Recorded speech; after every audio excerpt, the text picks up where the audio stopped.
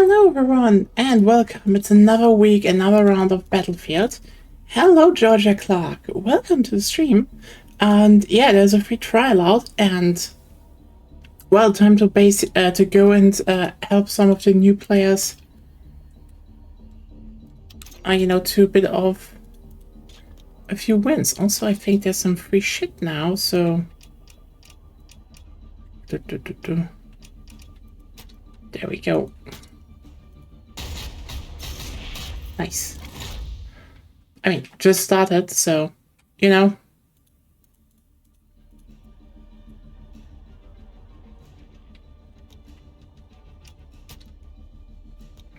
Anyway, okay, I have a few things to do. First of all, new shit. Engineer, okay, squad assists, no problem. Enemy spotting, also no problem. Escalation, we can place around later. Squad deathmatch. Okay, we can resupply squad mates.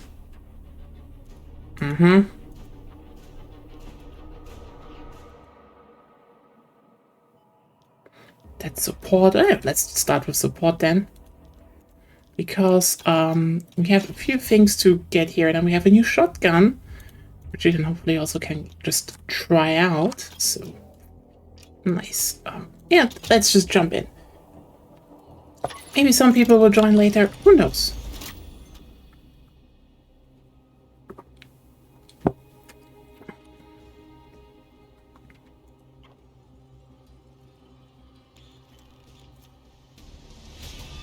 Ooh.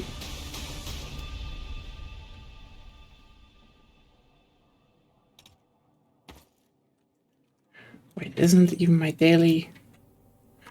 Oh, you know what? Pain! Yay!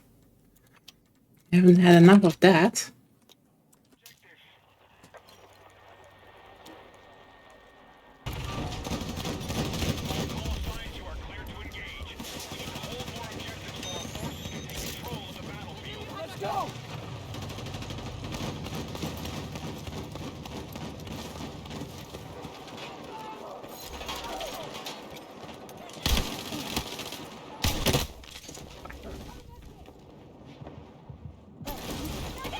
Do you have my back?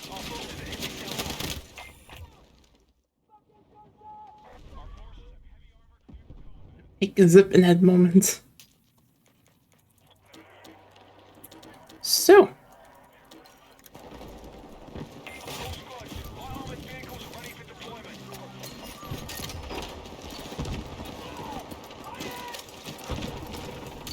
No.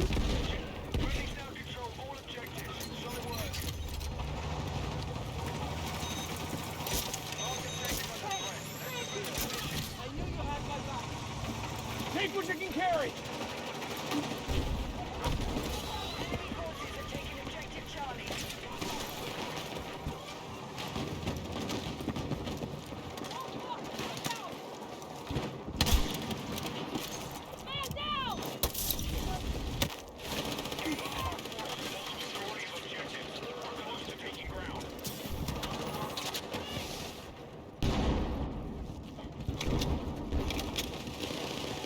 No.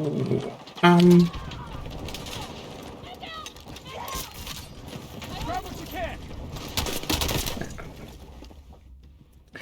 Damn.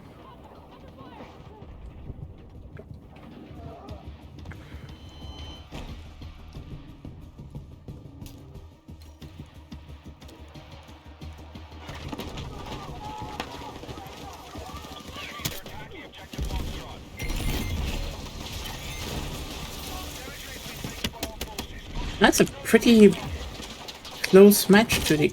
Oh. That's a tank.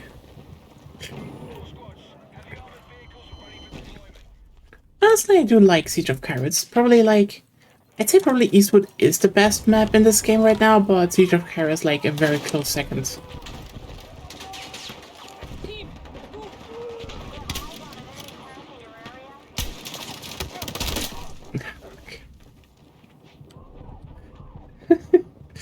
That's the problem when they're like, oh yeah, kill people with sniper rifles. Oh! Remember when you had when previously it was EMRs or sniper rifles. Ah, I got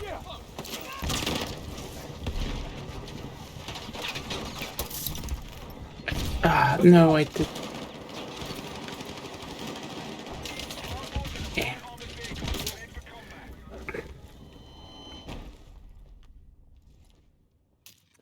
No, I don't need anything right now, as I said.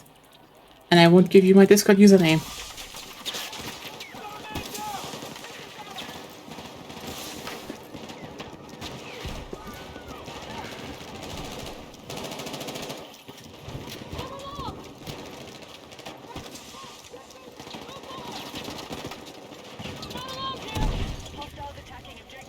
Okay.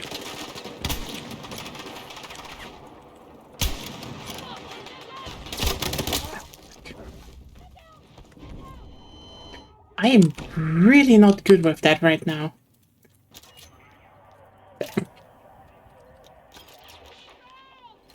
Hey, at least, I think I'm farther in with the...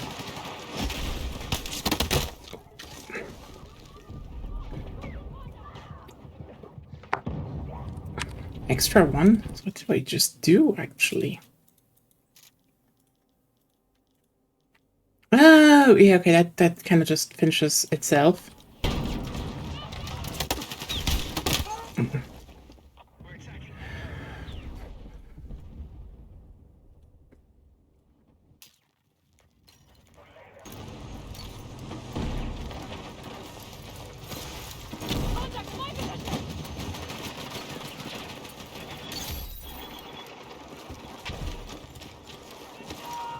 Da-da-da-da-dum.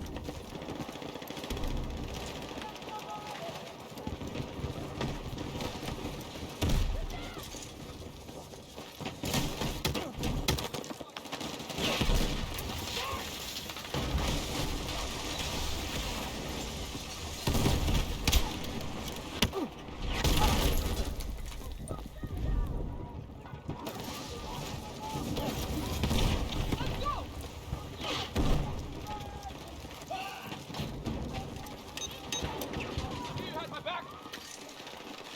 Drag away!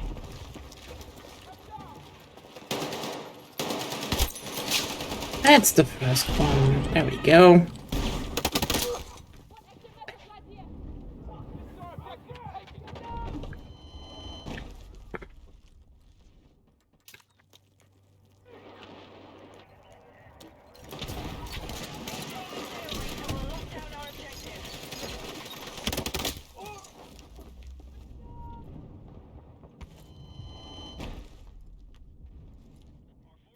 Neutralize Delta.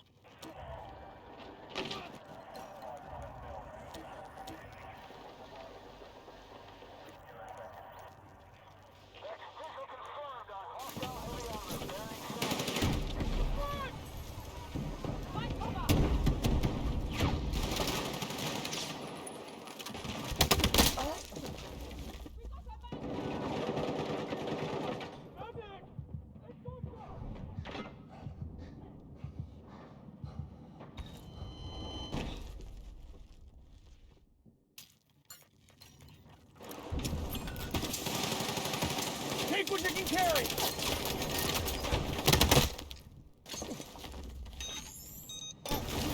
Do you have my back?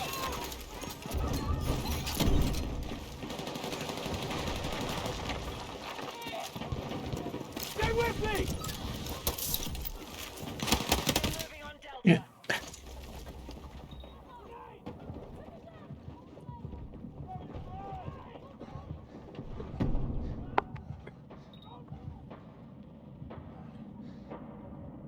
All right, we have secured more objectives. Let's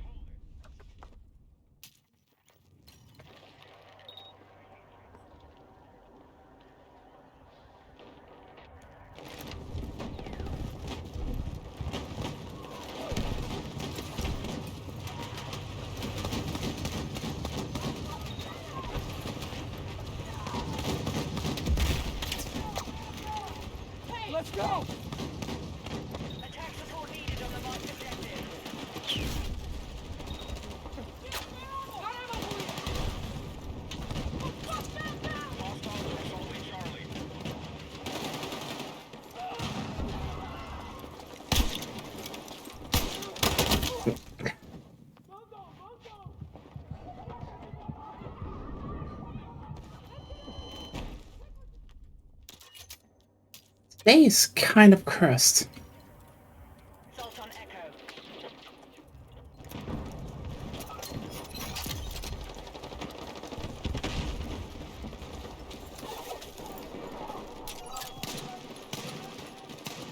Hold on, hold on.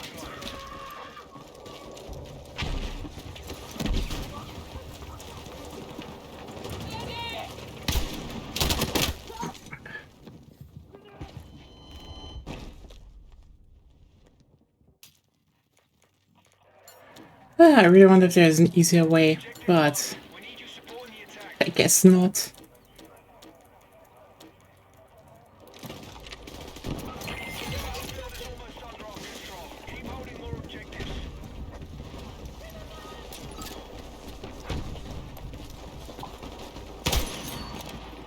We've begun our assault on Charlie.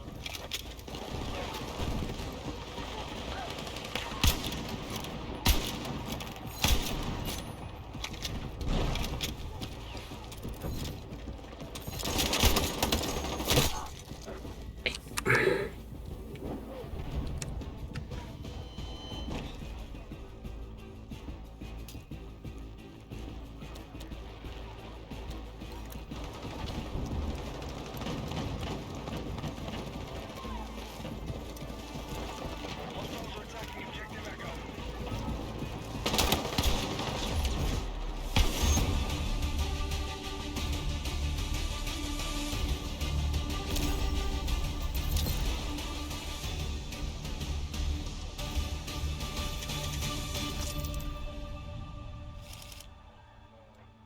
Well, there was a win.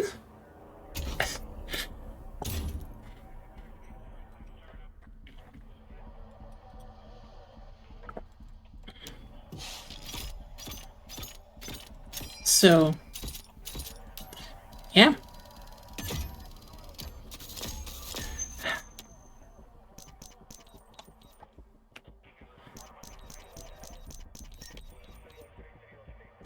Would be useful if there's more escalation coming, but well, this one should come sooner or later.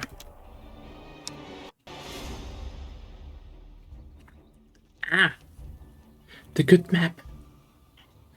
Finally. Well, finally. I've played it a lot, but I still like it.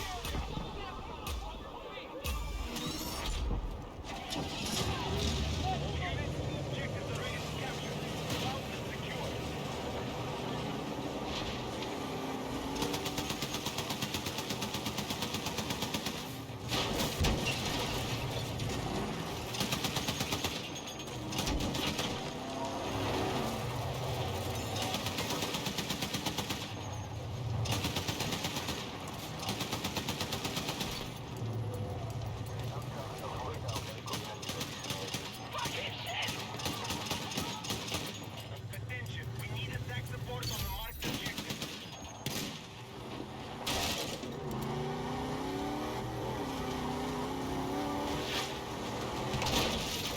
Alright, objective Delta is under control.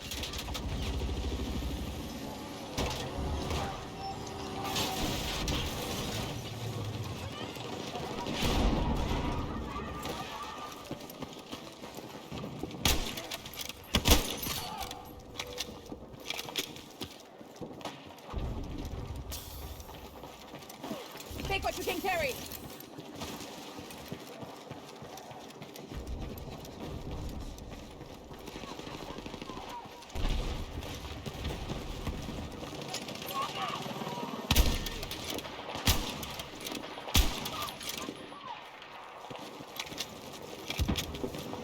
We are attacking objective Bravo.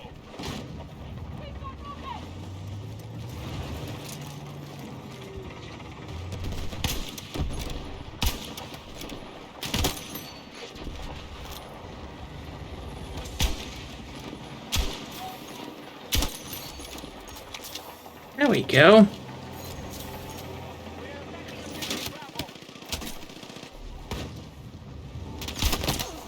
Wait.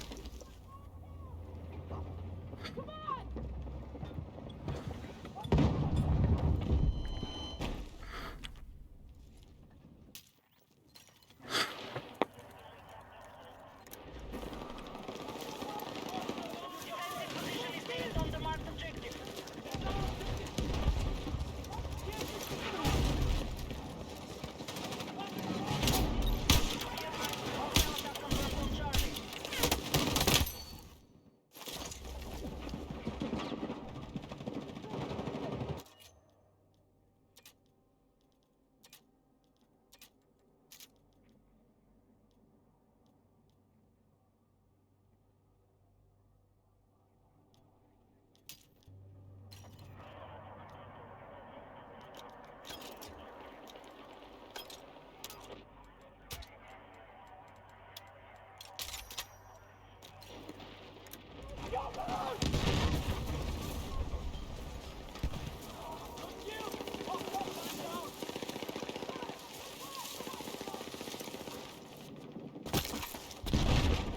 Yeah. Okay, let's get in and...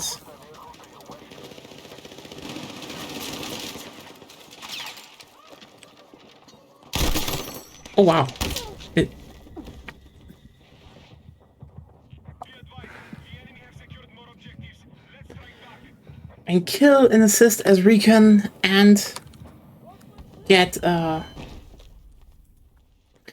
spots. Yeah, let's just do that first, I would say.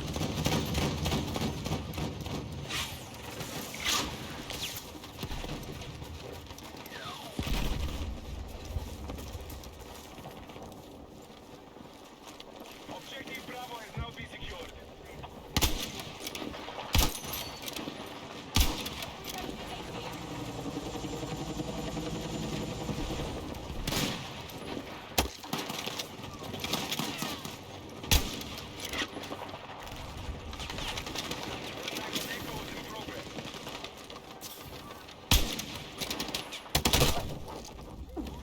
It's okay impressive how much this area, this frontal area can actually be flattened.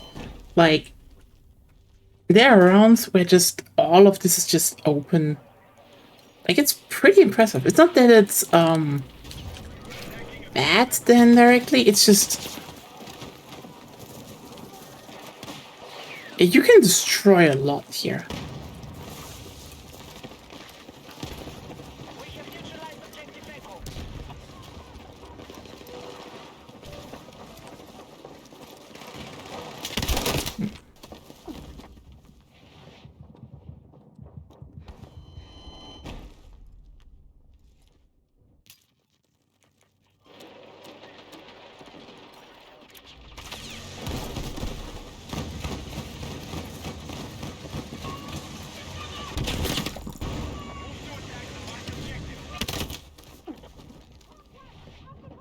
Hostiles still hold more objectives.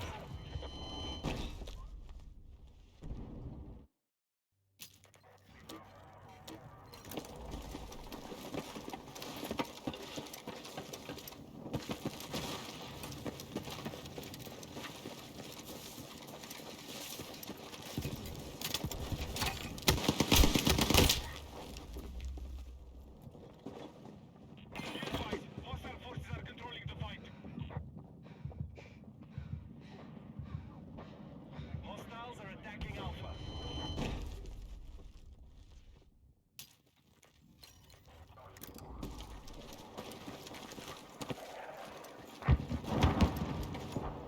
Objective Alpha has been lost.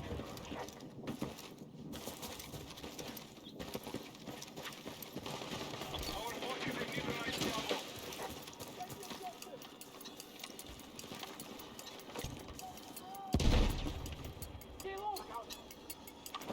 I owe you one.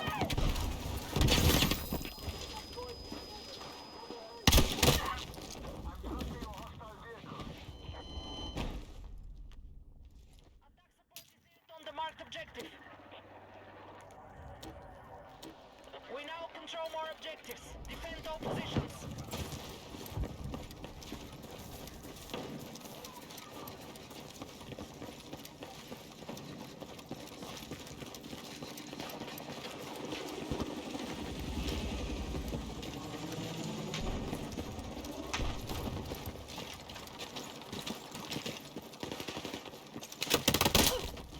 Oh, damn. I really sometimes don't see them. You know,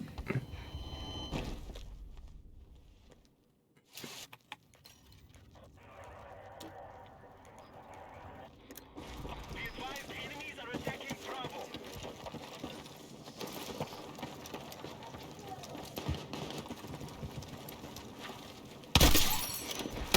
there we go. Yeah. Almost done. Cool, then we can go on to making some more interesting things.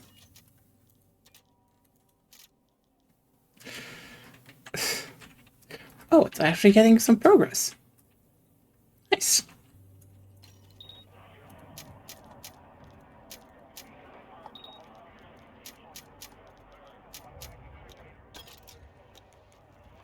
But, yeah. I mean,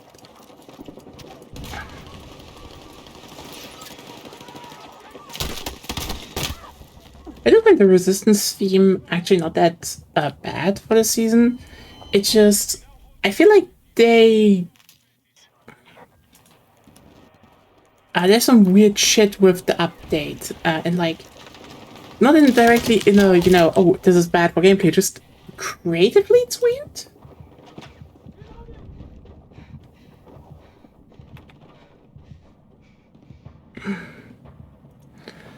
Like,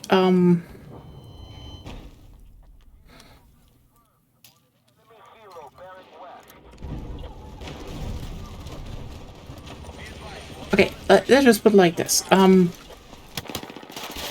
I like Eastwood, okay? And I like the idea of, you know, oh, hey, the next new faction is like a resistance group, even though it's very obviously just someone saw Civil War and wanted to have that kind of outfit in there. Sure. It's not a bad idea.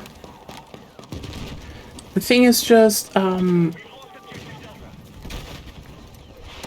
why are the battle pickups so high tech? Like, I know that the tie-in with the battle royale and the co-op stuff, but like, wrong ones,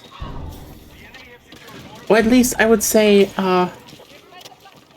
wrong ones for the maps they're on, as in like, you need to differentiate on like which map would be what themed. Like, you know, okay, do you have I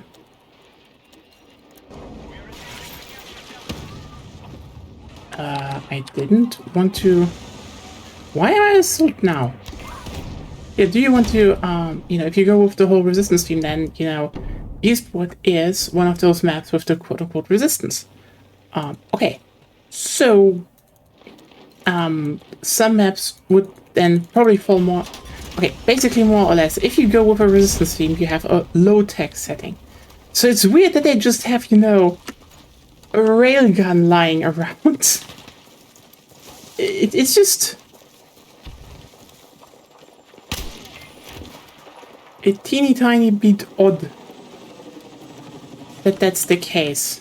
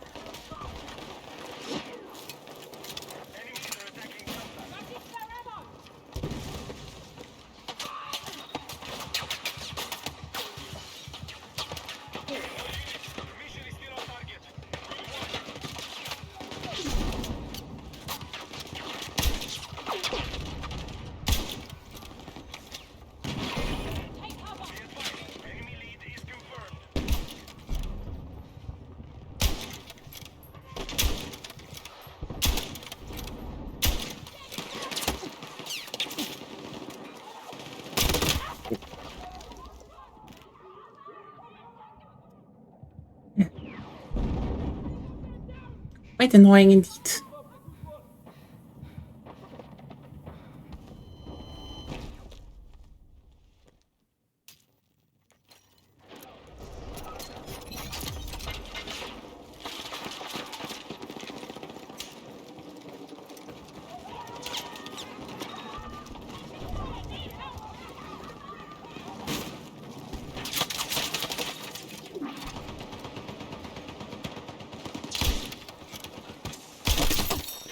Oh, there we go.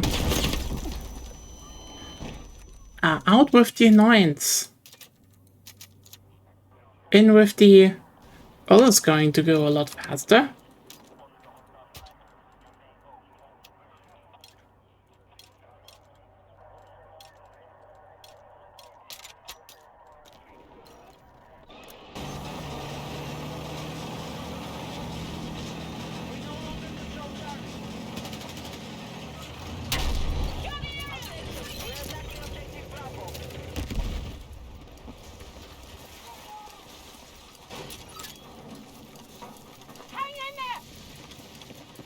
Okay, come on. Here we go.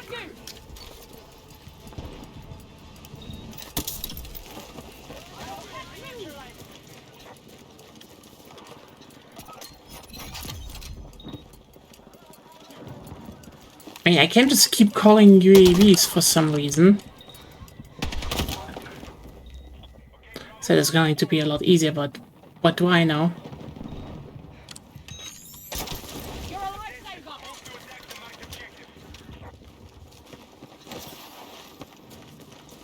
Okay,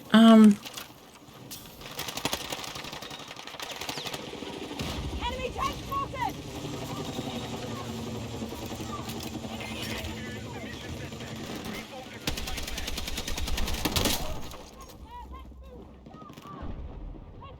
We have initiated our attack on Charlie.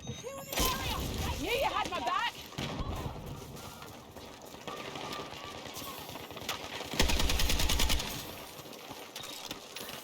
Redirect! Charge right!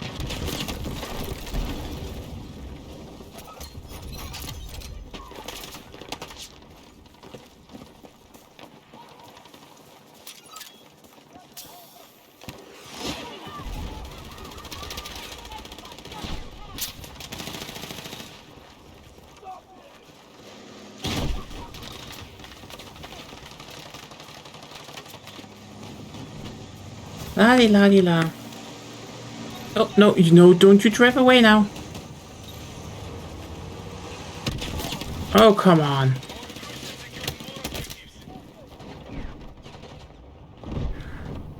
Did they topple their own IFV? It really was like, which one is it now? I still know a tank. Ah. That's why I was confused for a second.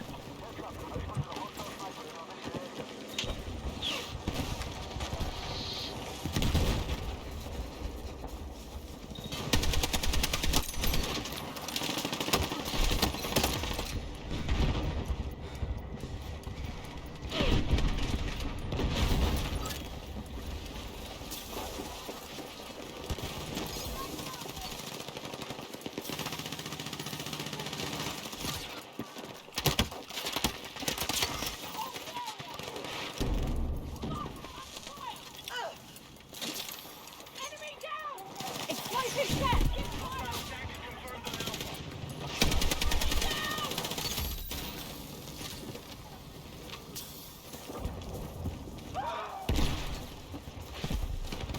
We need to defend the marked objective. Hang on! No, no! Got ammo for you! Be advised, objective There we go. But yeah, I do think they should have probably made some more low-tech shit for battle pickups. Like, you know, minigun and railgun just feel off. To a degree, I would say they could have had. Oh, probably, like, I think no one in the, secured more objectives.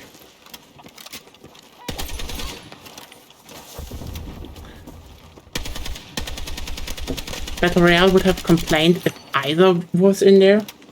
You know, or if you could find both of them, but like, I do think when you make the maps, you should be like, okay, which one is one of those, you know, backyard battles, quote unquote, and which one is the you know, big tech military offensive, because there is a difference in that, and what you put on the map can reinforce that. Like, it's subtle, I know, but there is difference.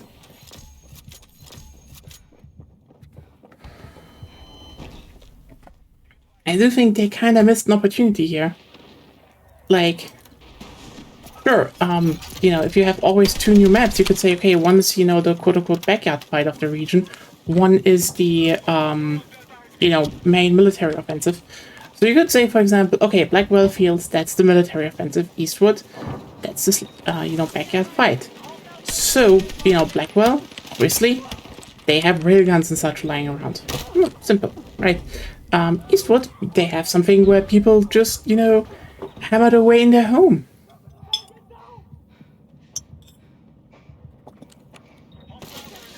What that is, the easiest thing is if you say you want to have one thing for, you know, anti-vehicle stuff and one thing for, you know, anti-personal stuff, is, you know, self-made flamethrowers, and someone just hoarded, you know, hoarded / modified old anti-tank rifles. Because it would make sense, you know, for quote-unquote resistance, that's like, oh yeah, there's gonna be an attack and we need to be prepared, that, you know, instead of having railguns, that they might have, you know, just very high caliber guns. Could be caliber 50 Barret, that's like the easiest one. You could even say, you know, oh no, they went full on, we're you know, you know, we're going to hoard some old Soviet PTSRs, you know, how are they called again? I don't know them all on again, but like this, the Soviet ones. There are a lot of anti-tank rifles out there. You can be creative.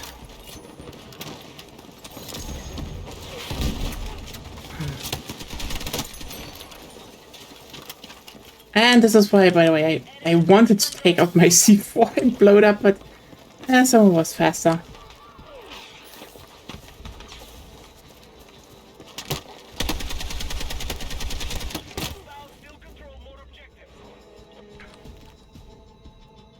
Well, I guess we are going over to the engineer then. Or do we, how much do we still need for?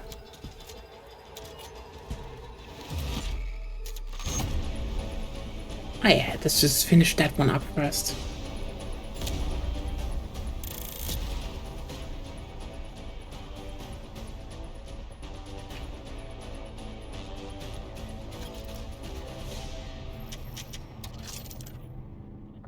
Let's even place 2 in terms of squads.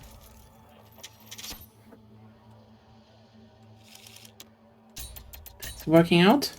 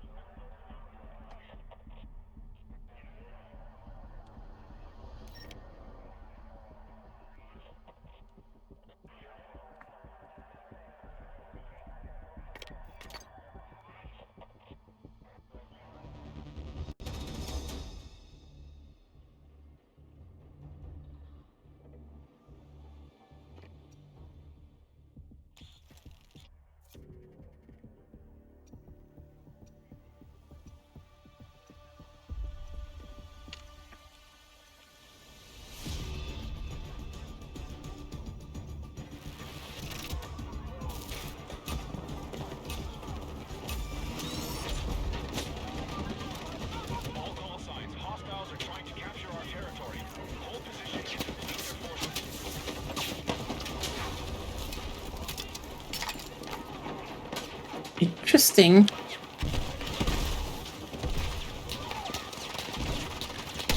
What this playlist cycles through. Charge set. Stand by.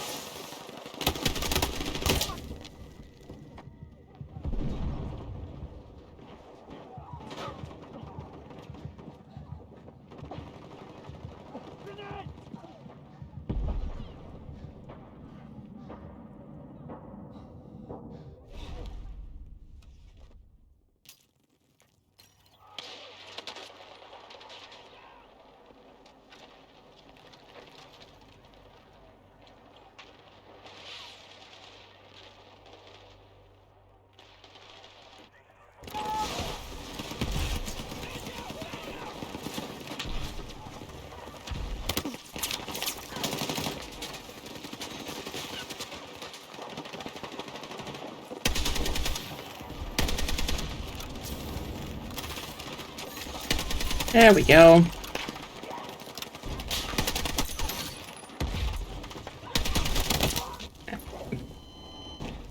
You know what? Now we can go and do some engineering stuff, which I need to do anyway.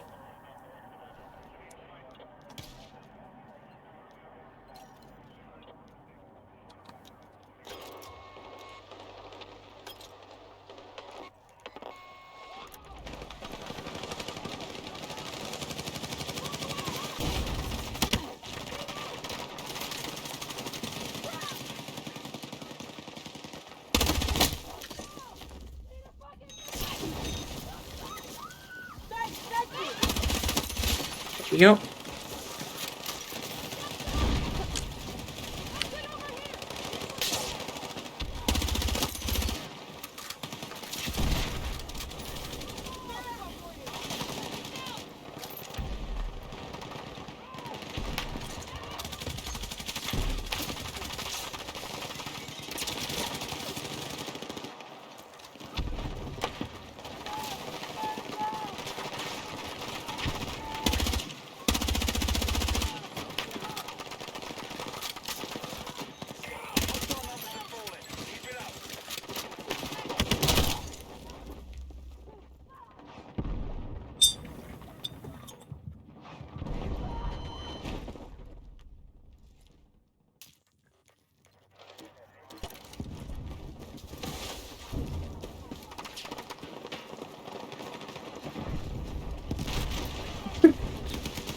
Hey, John, I think we talked about COD a bunch of times over the last week because,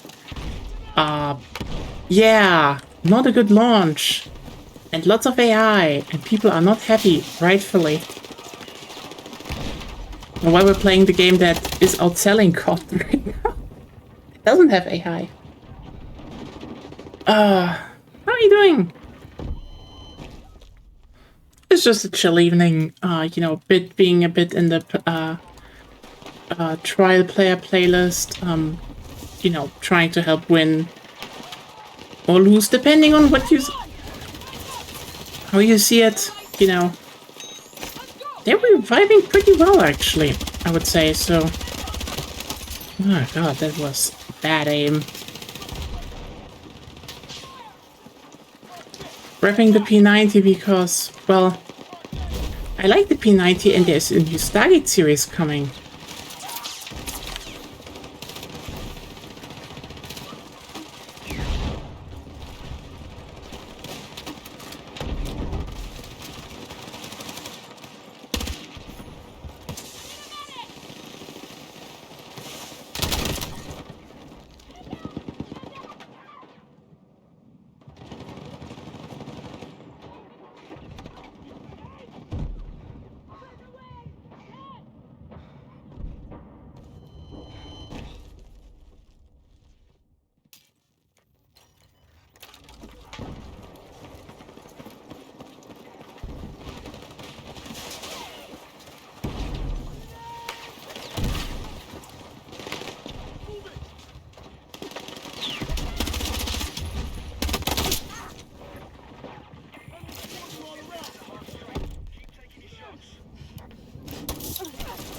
I'm generally wondering where the new series will be going.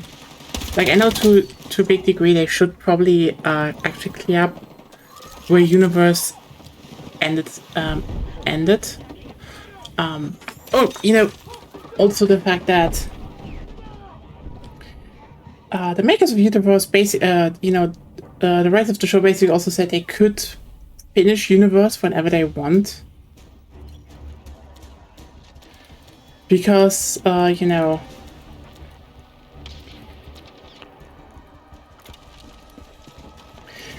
the cliffhanger kind of allows them to do whatever they want to a degree. And it would generally be interesting. Because I do think if they plan it right, they could, you know, do 2 shows again at once. And hell, even if it's just, you know, 1 more final season, I do think a lot of people would probably be very happy if, you know, Stargate Universe would be wrapped up in a way that's, like, satisfactory. Instead of what it is now.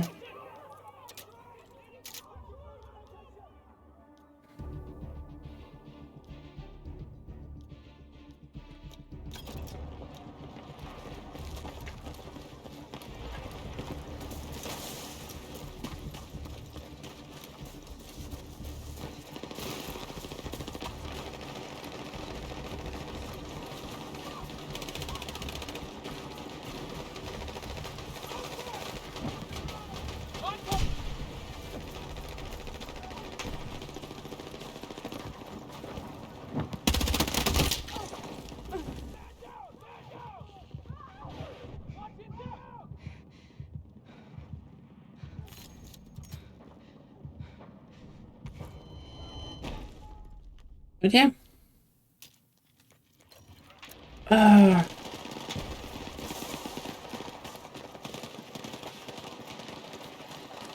mean, in general, I do think,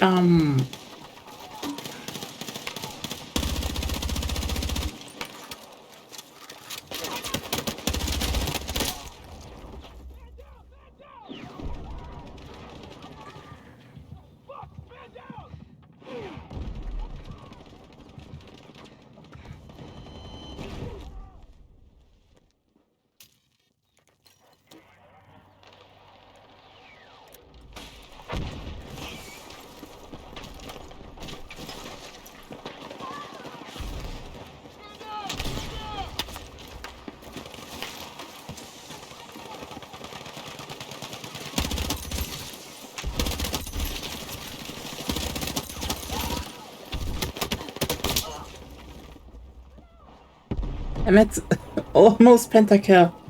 Almost. I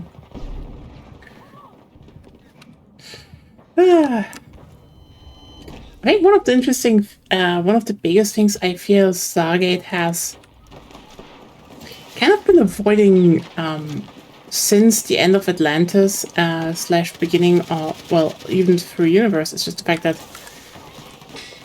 I thought about how, like,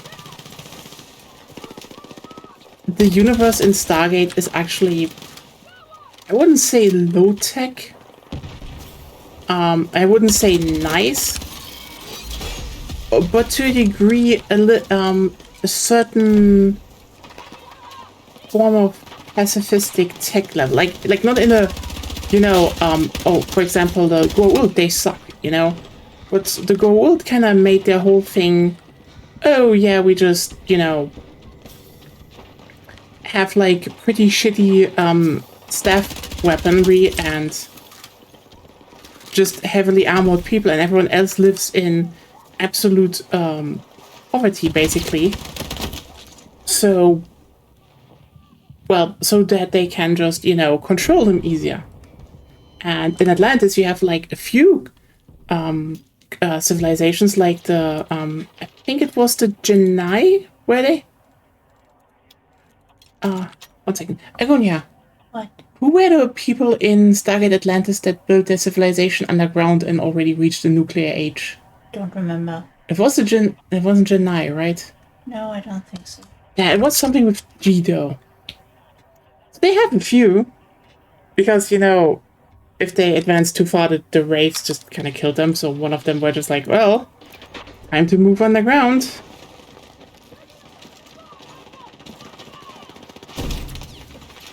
Which, I mean, I guess, understandable. That's a plan. That's actually a very fair plan.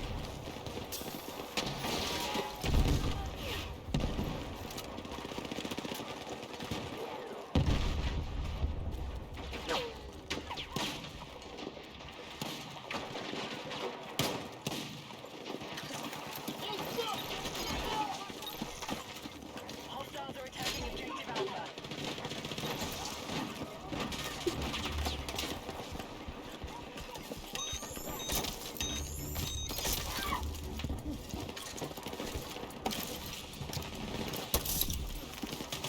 Let's move!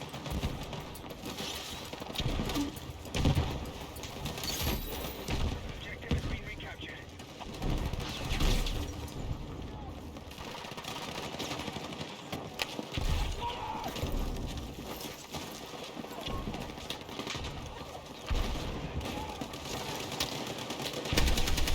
Yeah, the Goa'uld were just kind of, like the whole tactic was to control. And, you know, the moment, everyone got a little bit more, help from, like, let's just call it what it is, recon troops. The Goa'uld Empire basically disintegrated. Which is like, you shouldn't maybe build an empire and then just be that vulnerable to recon troops. That's like a dumb idea. Thanks, thank you.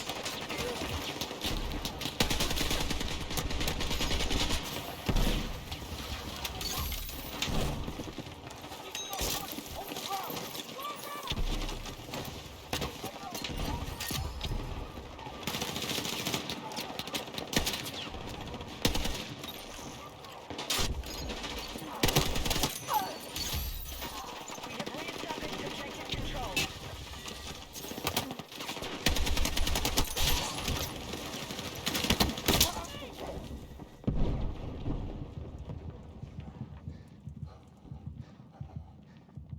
Oh, like, the most interesting thing I would say is that, there's just this gigantic power difference in Stargate, which probably just leaves the fact that most civilizations just never actually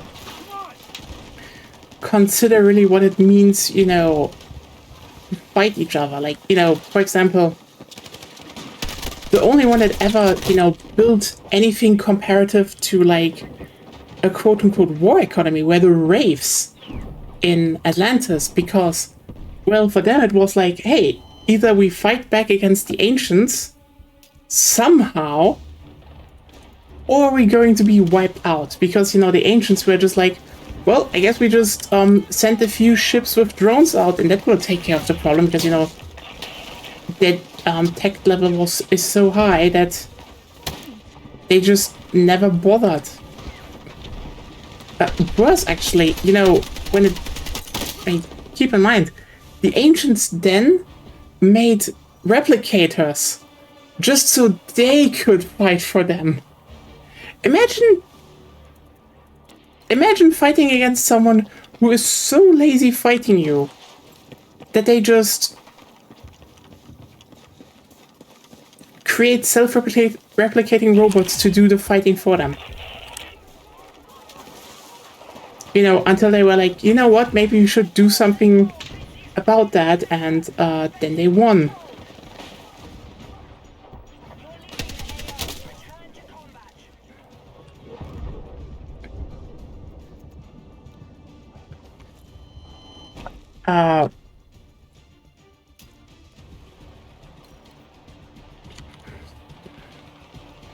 Yeah.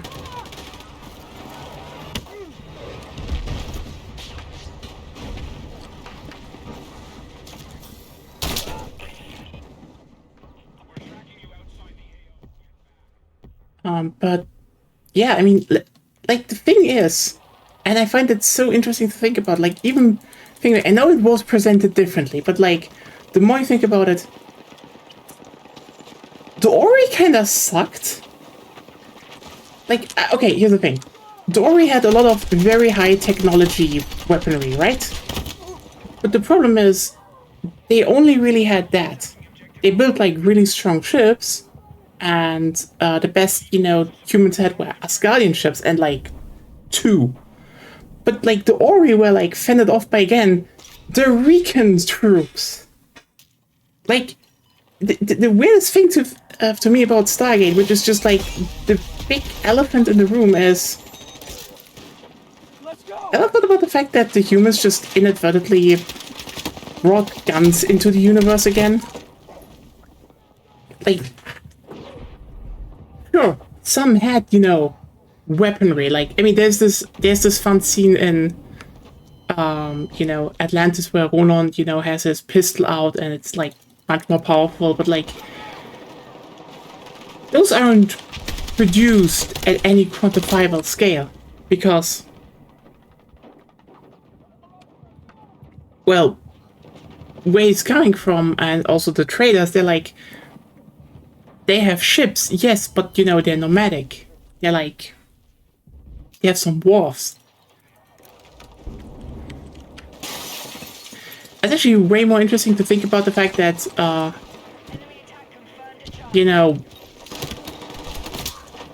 the humans have not even started to just build some ships on in a bigger quantity.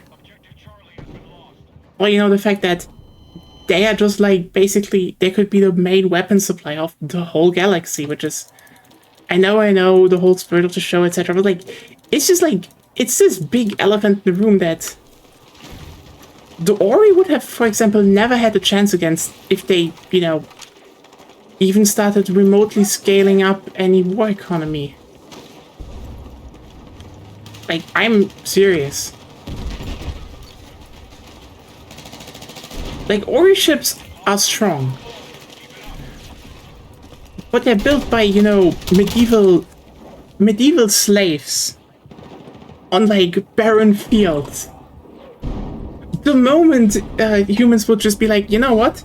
Let's make some outposts on planets to mine with, high quality equipment and build some wharfs and actually, build some Asgardian style spaceships en masse. The Oris would come through this, to the Megastar and be like, oh, we're fucked. It's that kind of dynamic that we're talking about here. So yeah, I'm still gonna. I'm very interested in how and where the next show is going because it's a bit of an elephant in the room, if you ask me.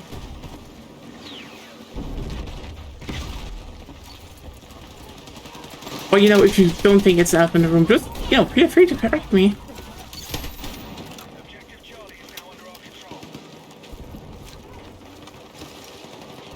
Like, after the events of Stargate, Stargate, SG-1 and Atlantis, it's just like... Earth is just kind of like the biggest power influence in the Milky Way and Pegasus Galaxy. Like, yeah, formerly they have, alliances and such, and like, again, who is the weapon supplier? Who basically destroyed the Wraiths for good?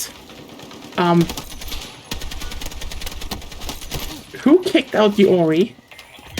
Quite like a whole, bioweapon plan of... How are they called again? In SG-1, the assholes? I don't know again. There were a bunch of them, but yeah.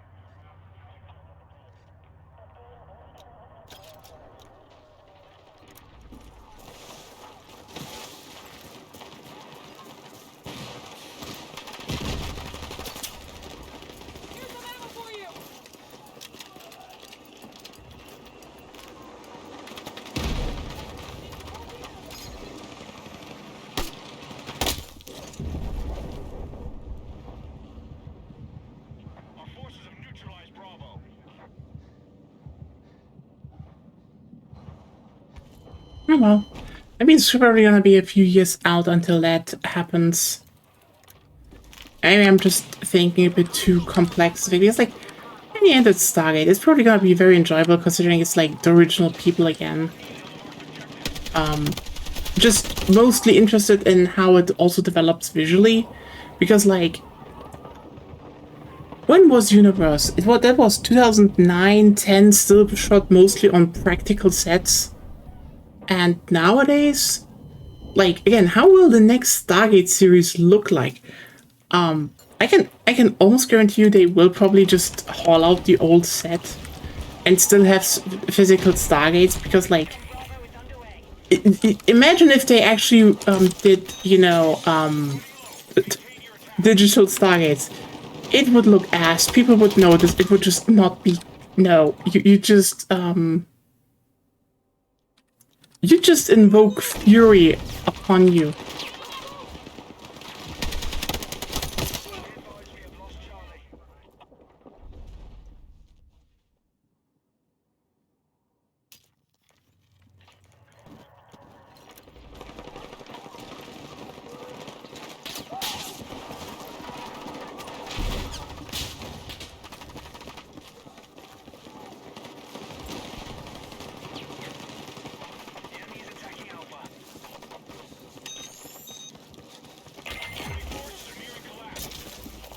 Let's move! Our plan is not working. Find a way to win.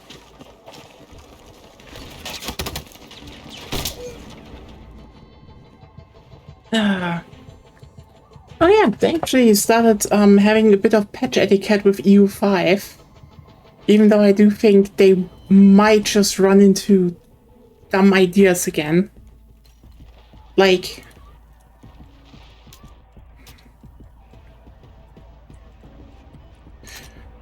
you know, it's good that they basically said, hey, we now have a beta for our patch, and it's like, okay, cool, yeah. I like that. And then, you know, you hear stuff like, oh yeah, we're just, you know,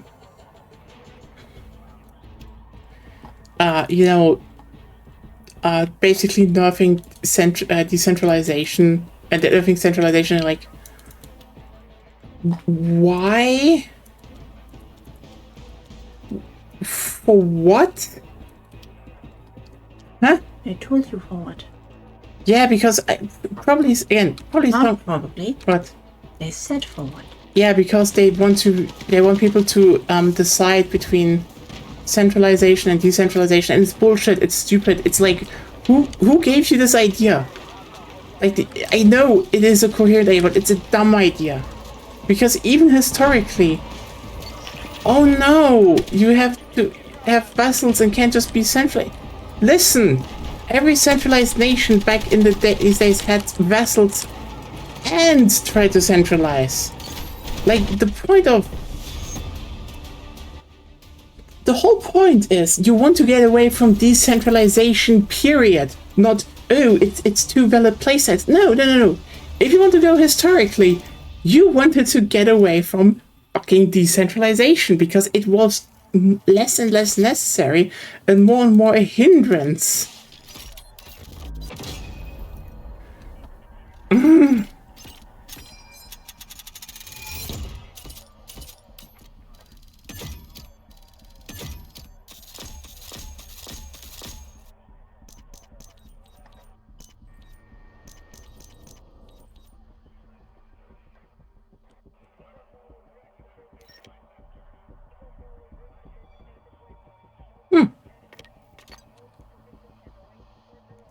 You know what? Since I have to do a bit of them, let's just look into the squad damage so and see if anyone is on there.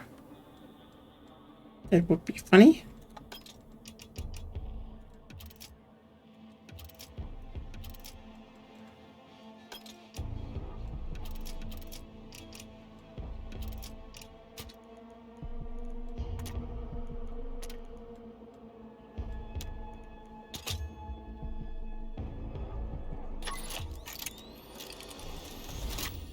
But yeah,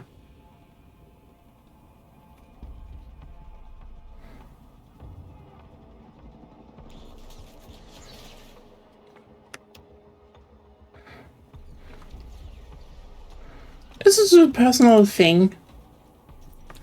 I do think it's just a change that doesn't feel sensible, but more like, you know, let me put it like this. It has very big, someone shouted very loudly on Reddit vibes. And at some point, I do think we need to talk about the fact that maybe do not listen to Reddit. Like, I know, it's prominent, but like, Reddit is not a good source. At all. It's like the opposite of a good source. Like, people are willing to spend money just so their opinions are highlighted with bot farms. It's just, you listen to Reddit, you already listen to the stuff that is, you know, not at the top.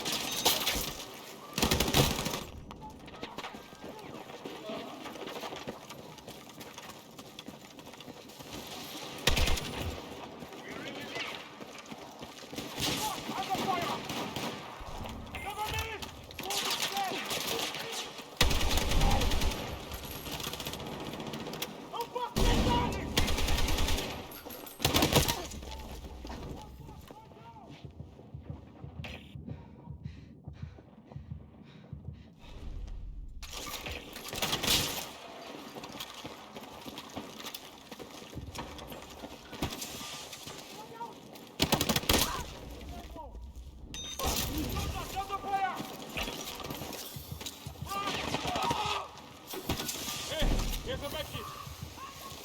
Here's some ammo for you.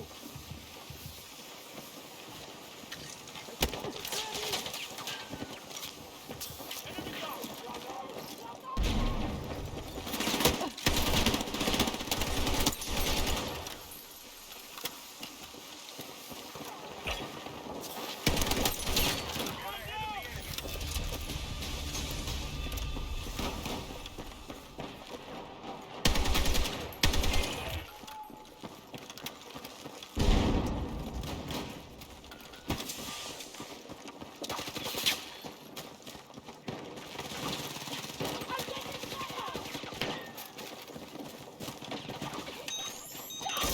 Thank you so much. Let's go!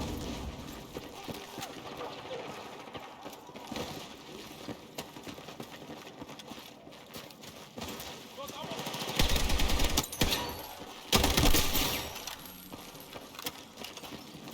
Grab what you can!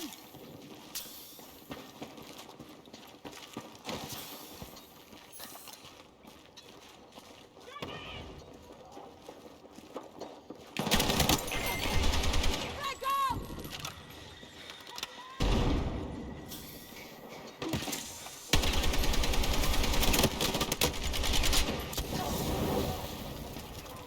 Ah, Thank you so much!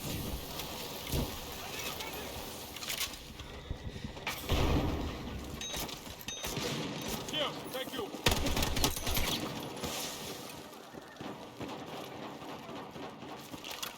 Don't stand by.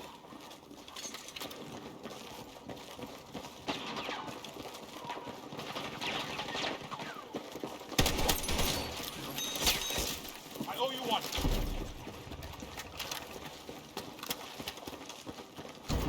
Troops are still controlling the fight. We got the man down!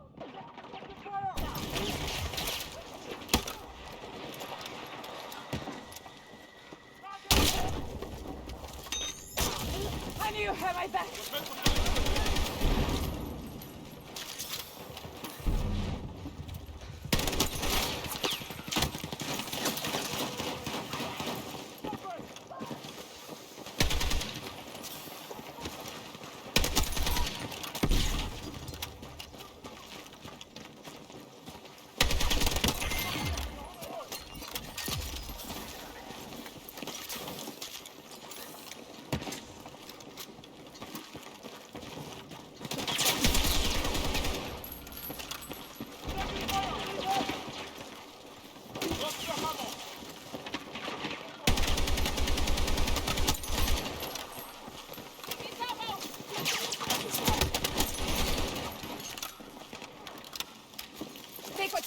carry.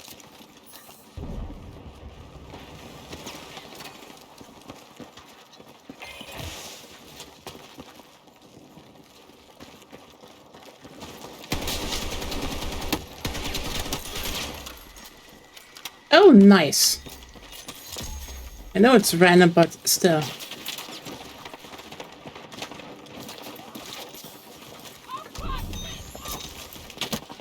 Come on.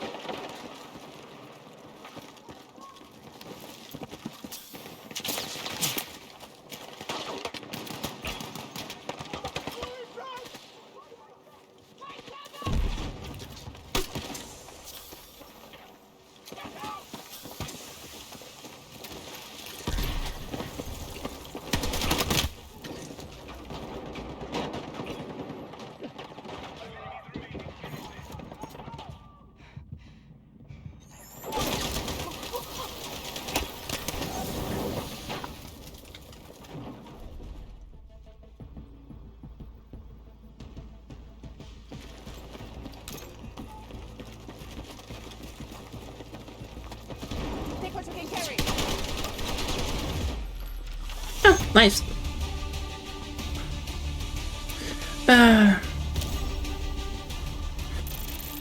You know what I find kind of funny to think about in recent years? Damn, number 1. Slim though, but I still carried it. Apparently. So, yeah.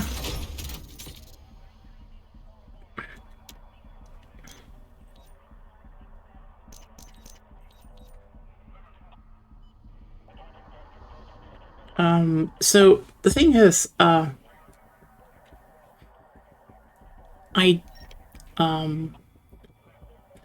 since we've been shitting on AI for a while now, I do think one of the funniest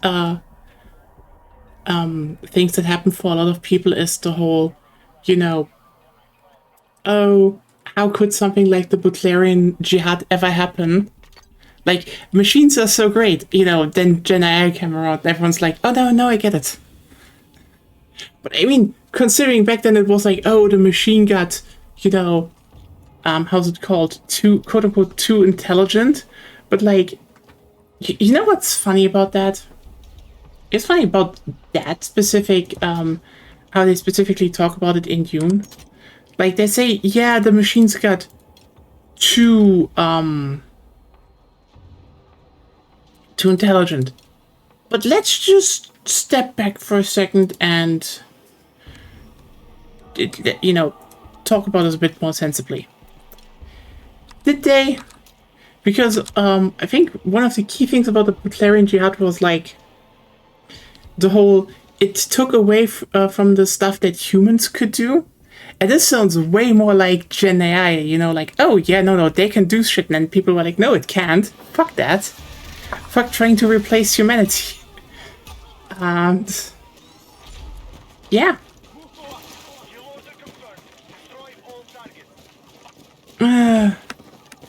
Really not having a lot of topics today. I'm still like looking how 1.8 in EU5 shapes up to be, because it feels I don't know how to put it in the best way. It very much feels weird what they're doing right now, as in like they have a game and then you know the game comes out and they suddenly just decide, actually we do not want that game anymore. And it's like, okay, why? It's just a general why. Like, but personally, I do not get it. It's this, Grab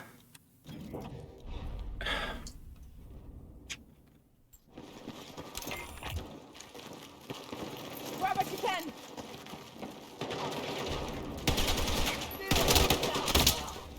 it's this weird thing of like, oh, we need to rework stuff, oh, we need to do stuff, and like, I mean, only now do we have like, for example, first off, a beta branch again, which is shocking. But, yeah. Again, also just the whole, oh no, we need to make decentralization a valid playstyle. It's just like, why? They said that, but what they did is basically like, every time you have a subject, you get more progress to decentralization, which is just enough for everything. It's just, I mean, why do I even do that? It's just like, oh yeah, we do it like that. Does decentralization give you a better, you know, vessel control? No.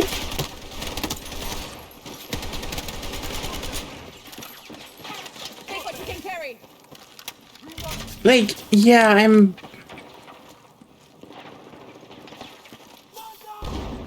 But also, the thing is, right now, this is even more stupid considering,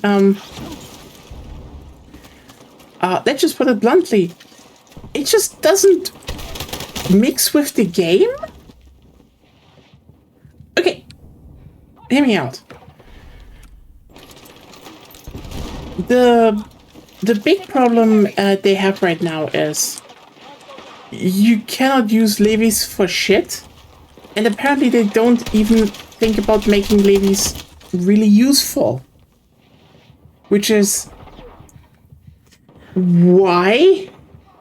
Even, you know, even when you say, oh, historical realism, it wasn't the case. Like, it's as if they, it's as if they looked at this one battle, you know, in the Italian wars.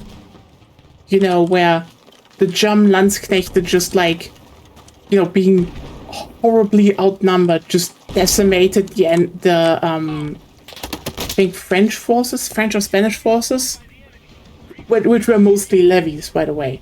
So like, I think they were like 5,000 to 15,000. So they were like outnumbered 2-1. Important misconception some people have. Levies doesn't equal the opposite of professional. Levies is just the opposite of regular training and standing army, basically. Yeah. Like, okay. A knight is levied. Yes. The English longbowmen Are levies. Yeah, because they were levied. Yeah. Like, longbowmen were people that just were good at with bows in general, so they got the bow when they were drafted. And if I remember correctly, there was like a law that people had to train the longbow once a week or something. Yeah. Like, so they technically were professionals to some degree. It's just like back in the in medieval times, okay? Even up into the Renaissance. Like, the thing about the British longbowmen where the Brits basically realized, shit, we can't just, how's it called? We need people on the fields, but we need people in the army. So, as pointed out, they were just like, hey, do you have time off between tilling the fields? They were like, yeah, like, train a bow. We're doing some archery competitions as well. And then they were like, sure. Because, listen, that's another thing. You know what is also a thing a lot of people did back in the day when they, you know, didn't till the field? They did some martial arts training or wrestling because shit was boring. They didn't have, you know, they just didn't have computers.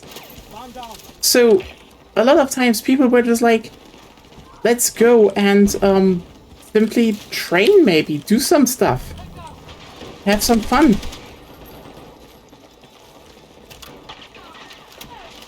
So yeah, levies doesn't mean they are unprofessional. They're just, you know, just not training for war. They're levied.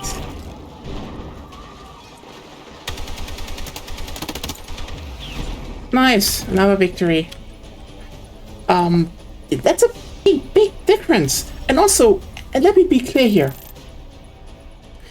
If you take someone, you know, if you take a farmer, okay?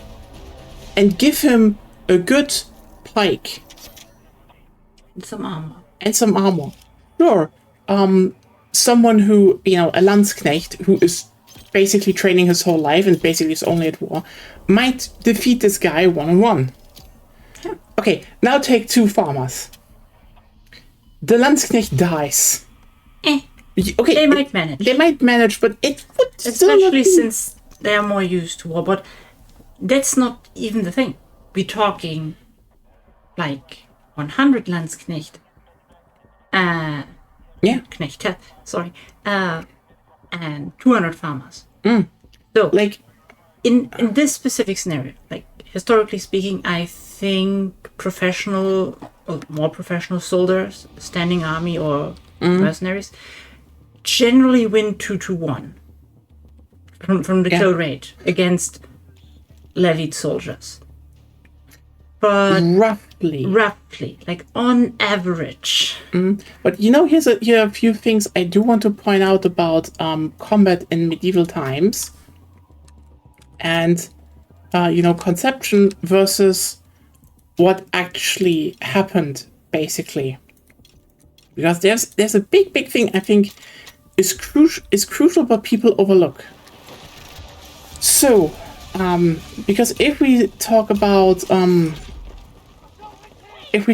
combat in medieval times, what is the most important thing?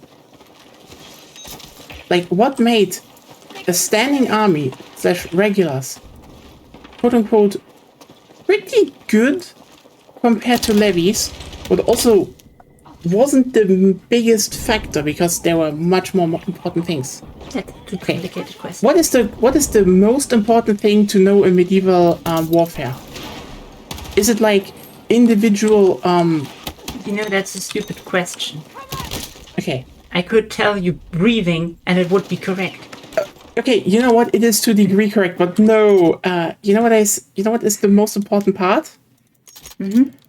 Formation fighting. Correct. So Formation fighting is hard. yeah, and the thing is, the reason why Landsknechte were so good was literally not prowls. It was just because a few of them were really good at formation fighting.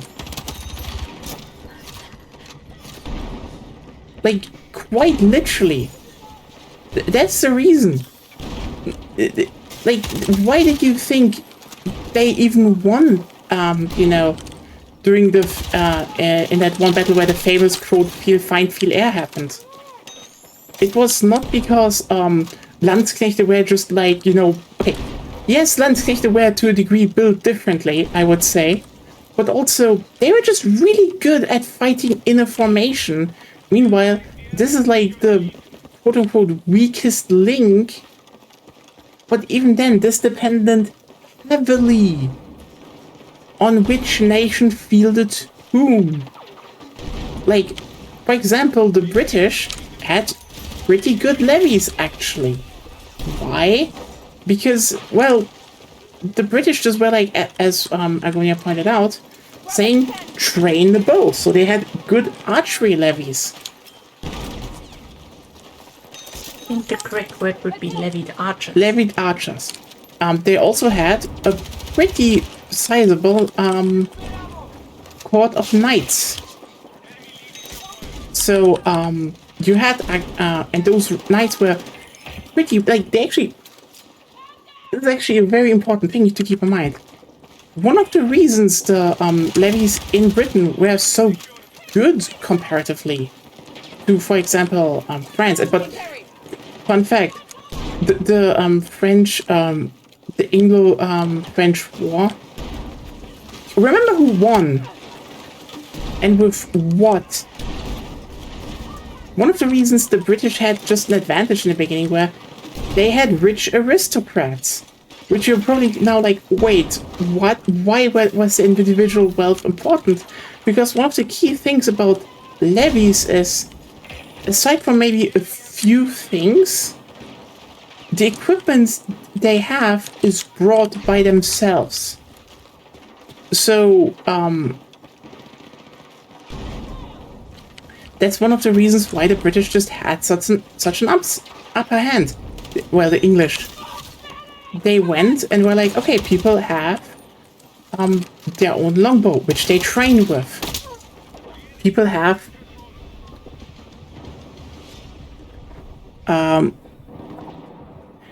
people have their own pikes and also armory they tend and train with. So they were like actually relatively well trained soldiers. And if you have good nobility, you know what this means? Well, knights are levies. And if you have rich nobility, guess what? All those knights suddenly have really good armor. And if you have well-equipped knights that are able to field, to bring relatively well-equipped and well-trained soldiers from their lands, well, suddenly those levies don't look that bad. And by the way, that's also one of the reasons, by the way, France later won, because while I had like a bunch of bad luck in warfare early on, no questions about that. One of the key differences is just they went and, you know, trained better, fielded more troops, and then just laughed at the British. Like, the British just overextended to a degree.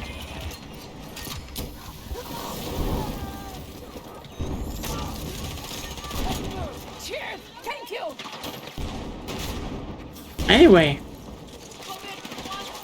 Yeah, I feel really everyone just looks at, you know, that one battle where mercenaries just fucking won, and then also ignore the fact that, well, you know what what most of the levies of the, you know, Holy Roman Empire and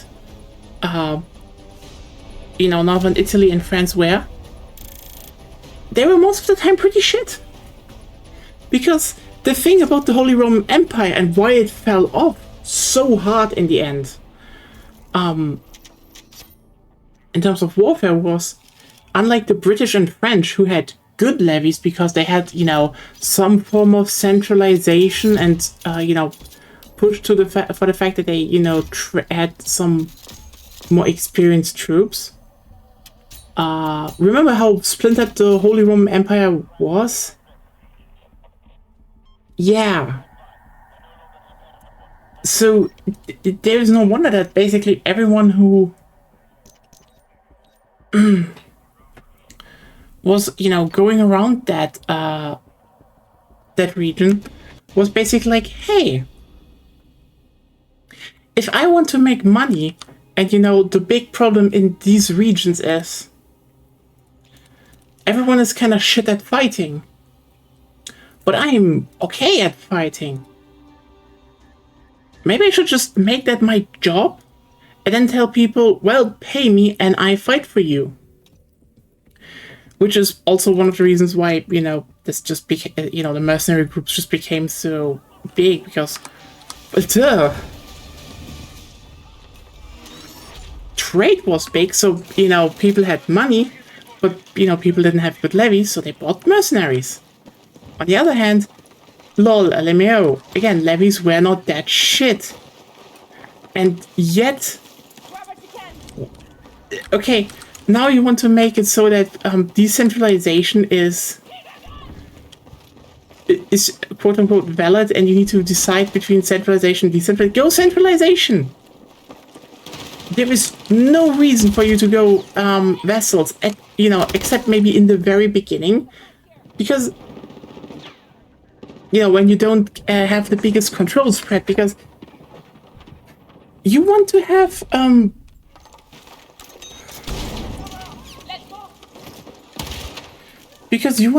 a standing army anyway, because right now standing army is just brokenly strong. You know how stupid strong a standing army is, like regulars are in EU5 right now? You can doomstack cannons and win. And you think that's stupid. Well, it works because A, cannons work again, cannons have the lowest manpower requirements. So you can stack them a lot. They just they're just like downright stronger than they're just baseline stronger than levies, so they just kill levies faster because and there's this irony that how the combat works, as in you kind of cycle through who's at the front. So the cannons just shred the levies. The levies keep cycling in and out, and so you just keep shredding levies, and you win. Because the AI keeps using levies because... Yeah, but... and there's just like a whole lot of, levies get stronger, but then there's also debuff, and... It's just... chaos. So... yeah...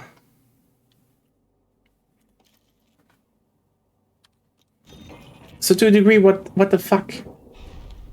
But yeah, buff decentralization. Totally. Good idea.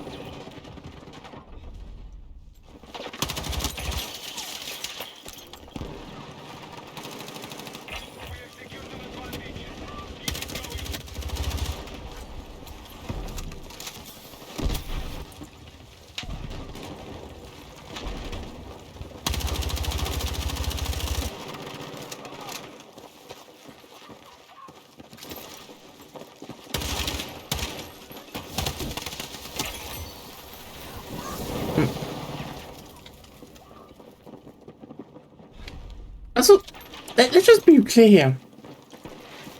Take what you can carry.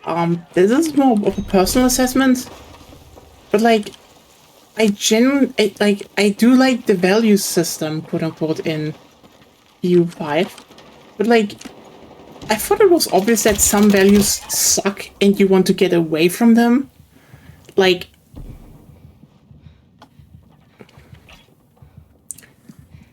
centralization versus decentralization. I don't think decentralization, again, was ever good. Like, everyone wanted to centralize.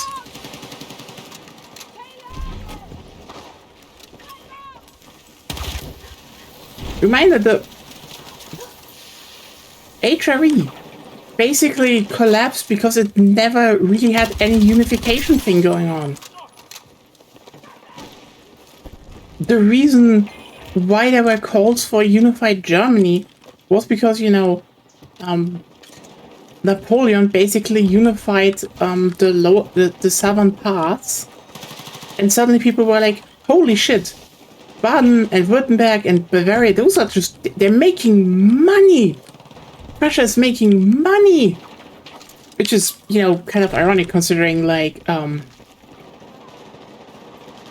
holy shit, Brandenburg / Prussia sucked.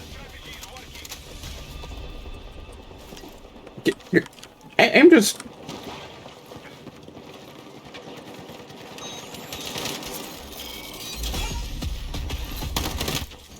I mean, that's not even, that's not even me being hyperbolic. Like, Brandenburg was just, Hey, Sarah, doing well, talking a bit about, weird decisions in EU5 development. Take what you can carry. yeah, I mean, Brandenburg was quite a shit show. Like, can we use the shithole phrase for it? Because, I mean, how do you feel about Brandenburg being described as a shithole? Agonia. What? How do you feel about Brandenburg being described as a shithole? The sand hole. It's a sand. Okay, yeah, it's a sand hole. Not enough cattle for a shithole. But I mean, cats shit in sand, so. True, but probably also not enough cats. But Is there a Brandenburg cat breed? I don't think so. No. I told you, Brandenburg is a sand hole. There's nothing, Fair point. especially in that time. Fair point. I just want to point out that Brandenburg was just not in a good state. Like, period. They didn't have really levies. They didn't have anything.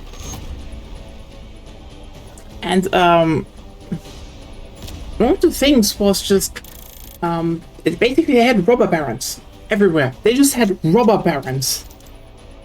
You know, until I think the Hohenzollern, you know, started cleaning up and were like, all right, party's over.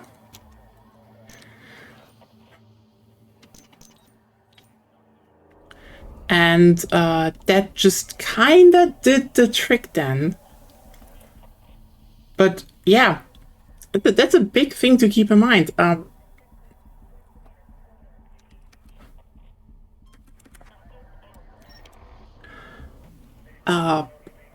People,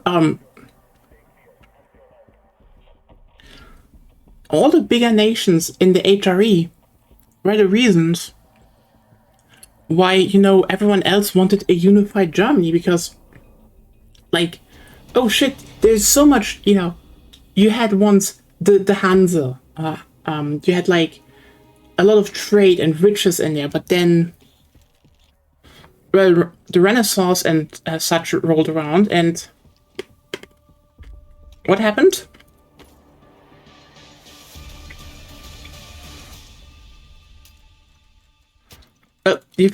It fucking collapsed, like, almost instantly.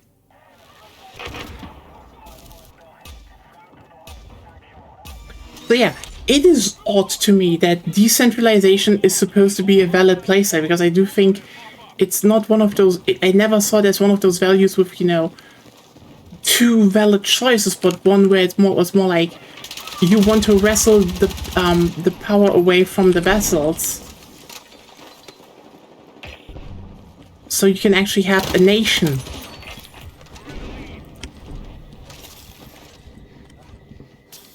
How are you doing, Sarah? Okay. Okay, what?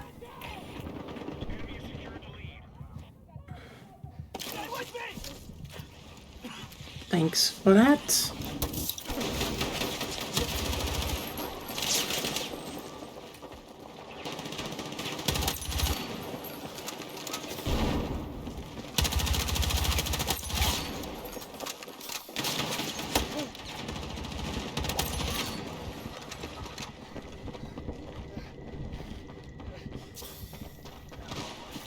Grab what you can.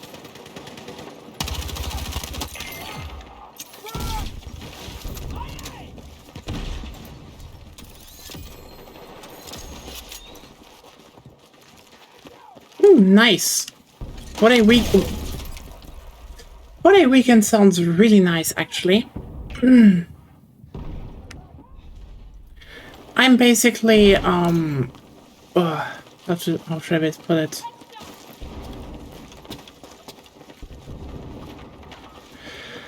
Oh, well, it's more like, the week is going pretty slowly. Finally have our heated blanket. Hopefully it's dry and when we want to sleep, because, you know, I had to watch it before that, and,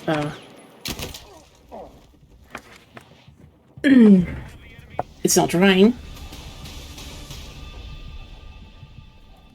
But yeah, the fucking odyssey of the package ended.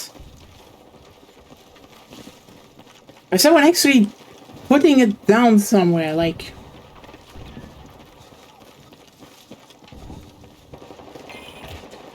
Shouldn't be a problem. It just takes some time, but you know, afterwards it should be nice and fluffy and hopefully warm. Because that's our hope, that it's warm and we can put it on while we, you know, start sleeping and maybe have a bit of a timer and then it goes off and then we have like a nice blanket.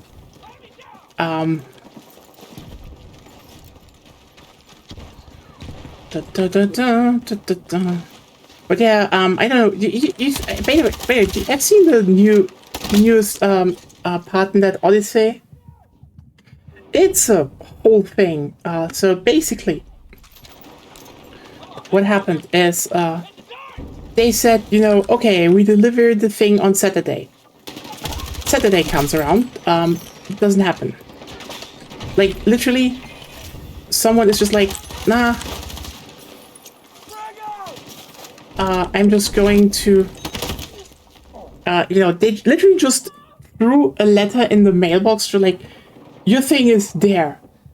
Pick it up on Monday. Like, fuck. That sucks. Which is like, by the way, if you had the mailbox, just fucking ring the doorbell. At some point, I'm just like, are these people lazy? Or is it more like, you know, they hit the doorbell and just never press the button, actually. They just touch the button and like...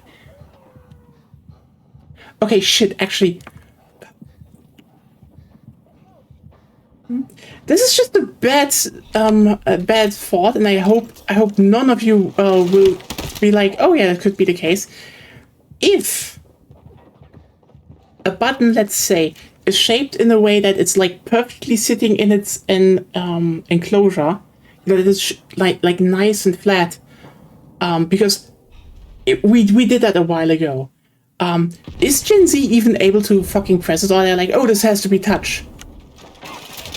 Because I know I should not do a blanket thing, but like I've heard enough stories of people just being like, oh yeah, this isn't they thought things were a touch button.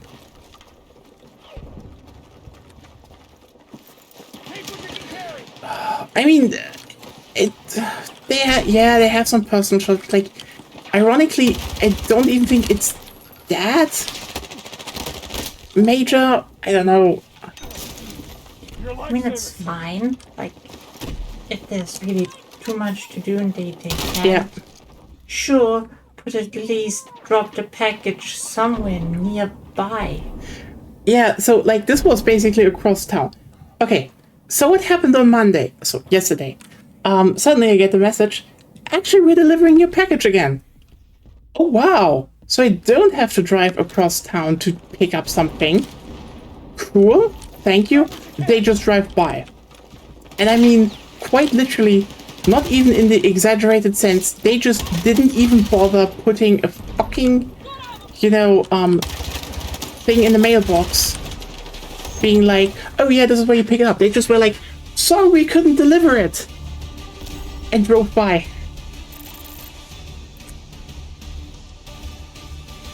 Again, at least it was somewhere closer, but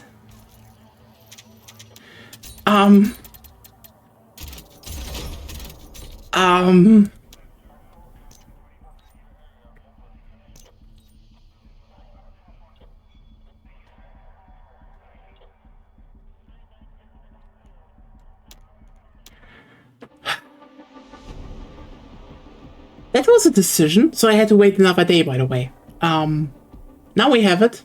So it was just delayed again. Fun. But still, at least it arrived in some shape or form. Okay, one more. Nice. What do we have still going? Genuinely just one thing. Well, you know what this means? Let's put in escalation. And if the time works out, we can maybe go back to some attack and defense playlist with the new shotgun.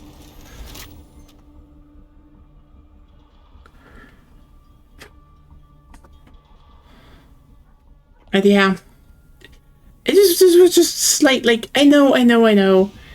People have a hard job and stuff, but it just was slightly aggravating that it was like, yeah, how about we just don't? And you're just like, okay.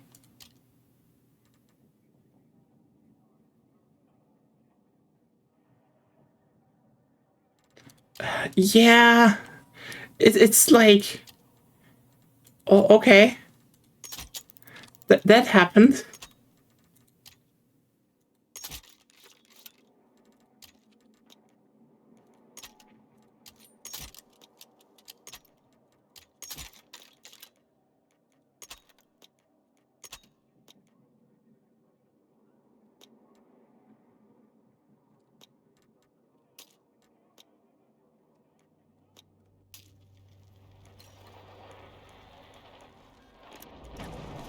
All sides, you are clear to engage.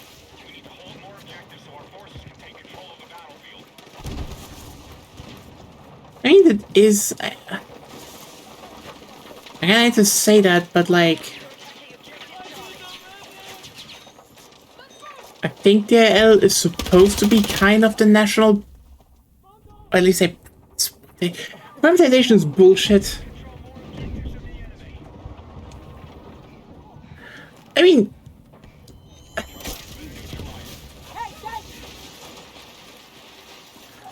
like when it was funded, you know, from what I know, when the postal service was actually funded, they actually just, you know, they had to give a shit, the private offers. So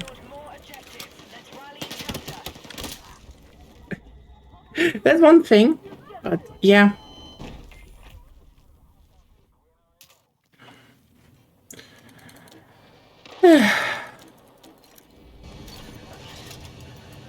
Control more objectives. Secure our defenses.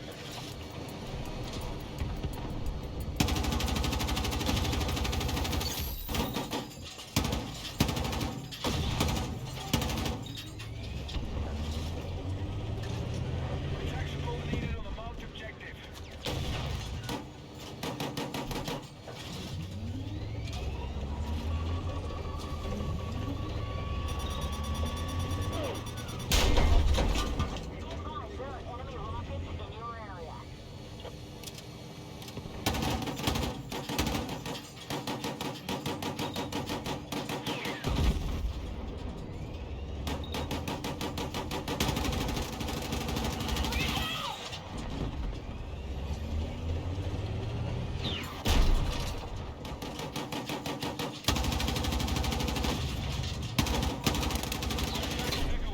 Go.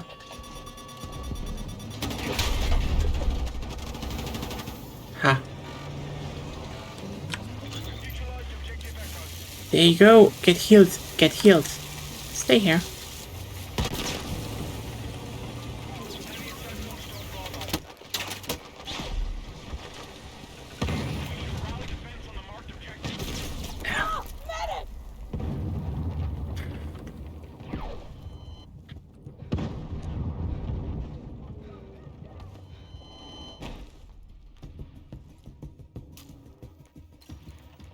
Oh well. I do think at some point I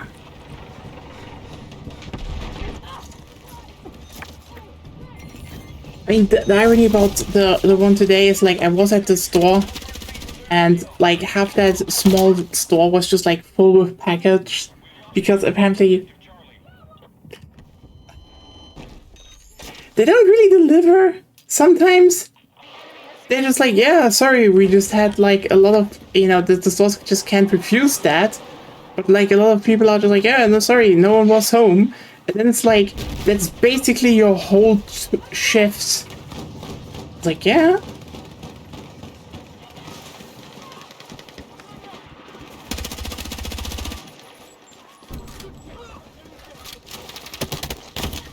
Like, trust me, there were a lot of packages there.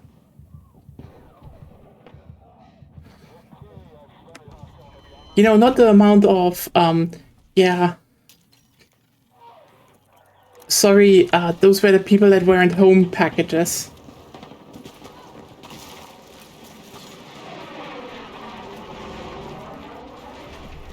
Oh well.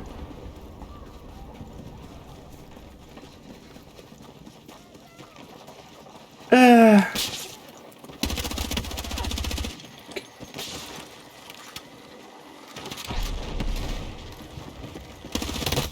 think they nerfed the P90, and I hate that. I hate the feeling that they might have nerfed the P90. P90 should not be nerfed. It's a good gun.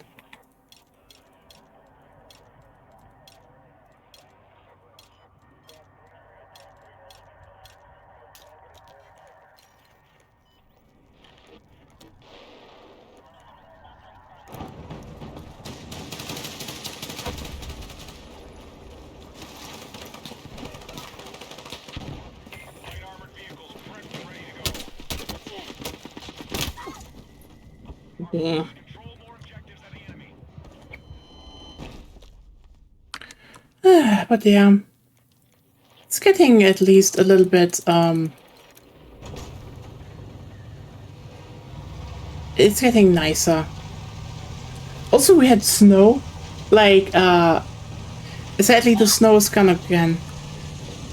Like, one day, we just, we went outside for our evening walk, and it snowed, and it was, like, not even, a that famous thin layer that happens due to climate change. It was, like, a nice layer of snow. Just a really nice layer, And then it's gone again. Hate that. Bring it back. I dislike the fact that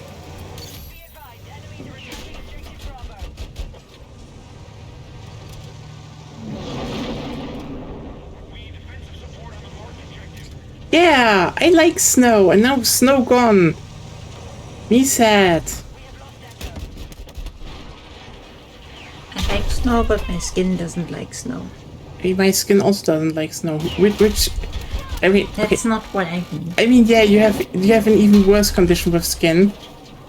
I know, but like I have a condition with skin. Okay. what? Yeah, I know. Okay, I'm going to just.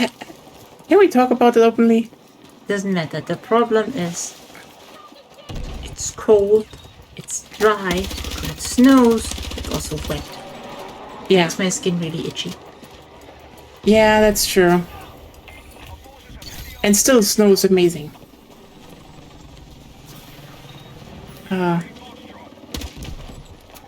Hey, when it's good snow, and then it was really good snow. It was like, damn, that's quality snow. We haven't had quality snow in like years. And then it's just gone. That feels illegal. Like, who let nature decide, yeah, what? You know what? No more snow. Okay, fuck you too, nature, then. Need to get a moisturizing routine for the winter. I mean, I would say a moisturizing routine is not bad in general, but yeah. Having some good moisturizer is important. Yeah. Mine is preventing the worst, but no. Yeah, fair point.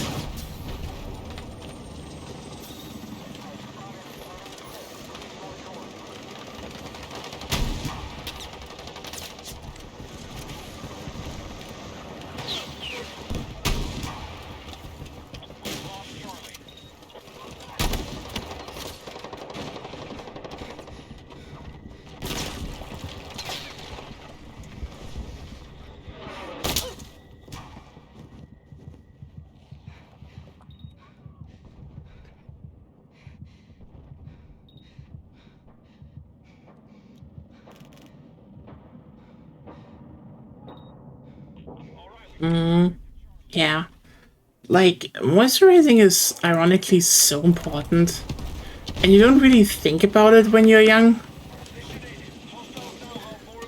And then you're like, fuck. That shit's actually important. Ready. Pilots are clear to engage. The enemy has the lead. Objectives held.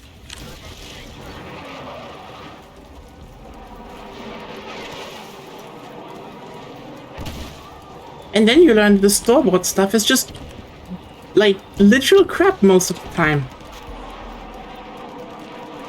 Like, I do think a few of them are solid. Like, especially certain body lotions are just, like, fine. But, like, for the face and everything else, no, you need, you need good moisturizer.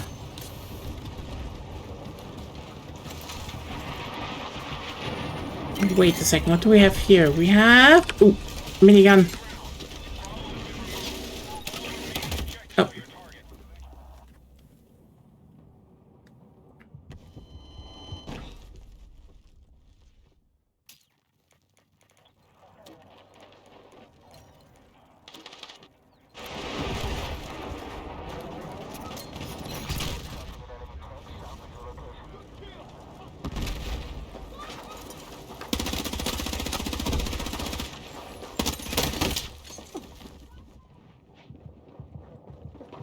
We no longer hold Charlie.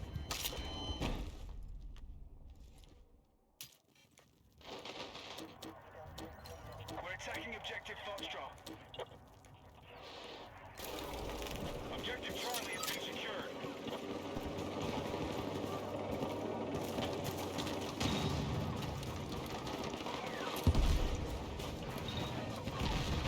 Objective Foxtrot neutralized. Forces control more objectives than the enemy. We need attack support on marked objective.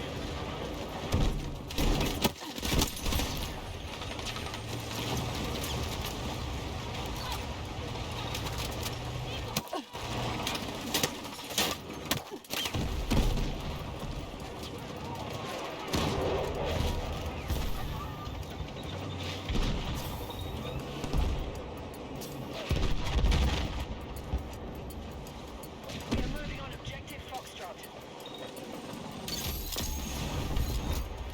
Nice! I'm doing some progress here. Let's equip that after death and see how it actually plays. Okay, but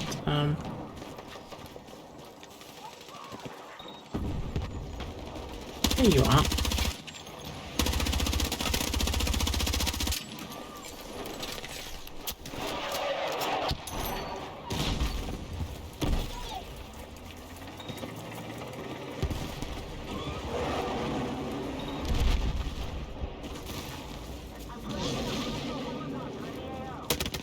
But yeah, getting a good routine in is just like the key to actually good skin. And also, you know, check your... I mean, another thing where I'm just like, I know it's probably not that relevant, but like, I do think everyone should get at least one blood test for free per year. That should just be law. Just a general blood test, and you're like, why? And it's like, well, you know, blood tests can tell you a lot of things. Like, people always focus on the wrong parts, but like, for example, I kind of have a little bit of an iron deficiency, so tomorrow I will go out and buy some iron supplements, which are getting paid for because, you know, my doctor is like, well, you have an iron problem. I wouldn't know that. And, you know, the rest of the last months where I, you know, stopped taking them. So, yeah. Okay, fun story. So, recently there has been a bit of, let's just say, okay, disapproval, because Agonia was like, you know, hey, you're not really talking that much anymore, I'm not that engaged, and like, it's not wrong, but also like, I'm sleepy a lot, and there's just a bunch going on for me, and like, it's not that I don't want to, it's just sometimes that I'm just sitting there being like, uh-huh. And then, you know, my doctor's like again, well, your iron is like almost a deficiency again, like it's low. And you know what one of the signs of iron deficiency is? Delayed reactions and memory loss. Because it can't, you know, get oxygen that well to the brain. So, not that it, you know, is an instant on-off thing. It's more of a, oh yeah, you just get gradually less good at it. And, so maybe all the problems we had over the last months are just a fucking iron deficiency. It hit again. What kind of bullshit is that, dear body? Why are you doing this to me? What did I do to deserve some iron bullshit again?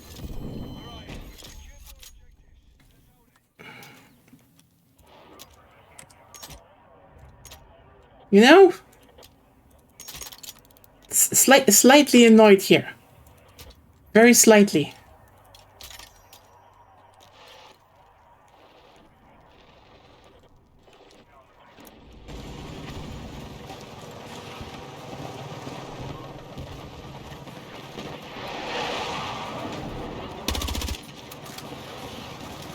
But yeah, blood work is kind of a, in my opinion, an important thing because, like, sometimes you just don't know. Like, for example, we are all tubes that accidentally became self-aware. It's a miracle we function as well as we do with how complicated the tube got. Fair. Like, it's just... Sometimes you don't notice. Like, I think one of the worst periods we ever had during the, you know, since I've been together with Agonia was just like, just a bunch of,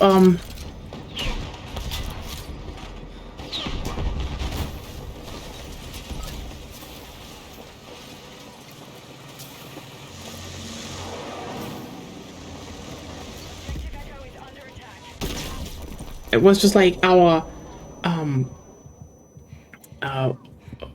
folic acid, vitamin B12, and vitamin D were just all in the fucking basement.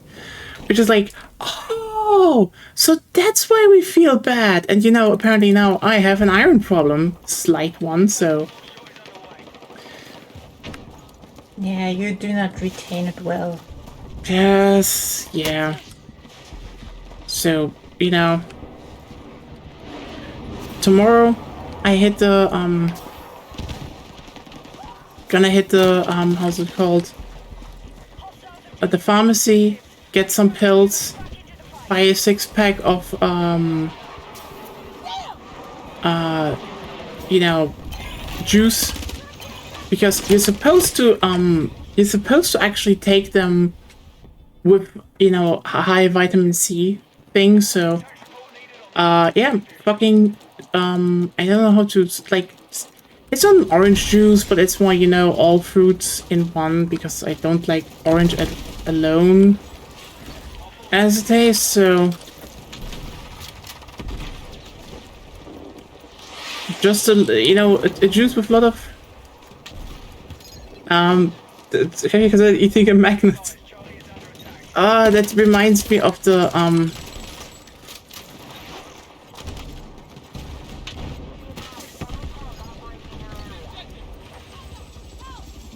Oh, there's this one Simpsons episode where, you know, it's like, well, Lisa, you have low iron. Why you, here's some supplements for that. And then, you know, she opens, like, the pill pack and she's like, donk. Just falls out, like, yeah, I know, but that's not what iron is. Enemy infantry engaged!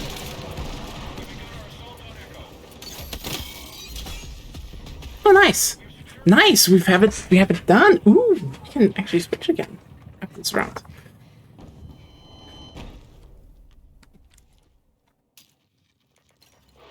Then again, apparently also a thing that people did to get more iron is just, well,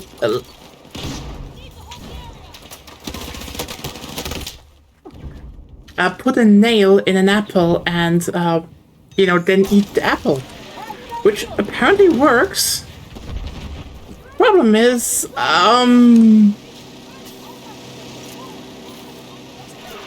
Okay, can you guess why this method that was actually researched is not working anymore in modern times? Can you guess what it is?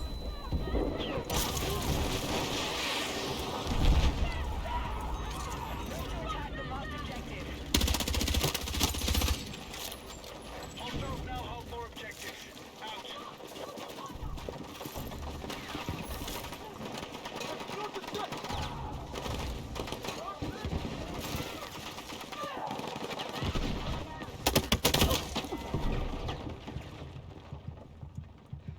It is actually pretty simple.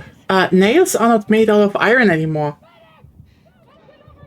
They made them out of iron, you know, when they no, it's not even that. It's just stainless steel. The moment we were able to manufacture stainless steel en masse, they stopped doing iron nails, because why would they? Iron nails just rust, which is, you know, good in that moment, but Hey, thank you.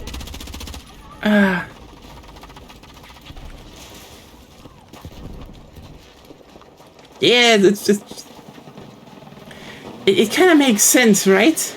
Like, you were close, by the way. You were pretty close with your assumption, but yeah.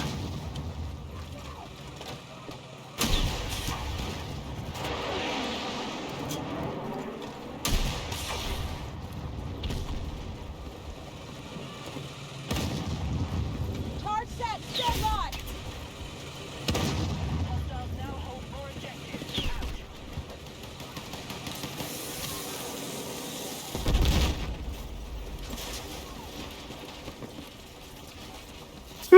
Killed it with the repair torch. Our forces are hitting Delta.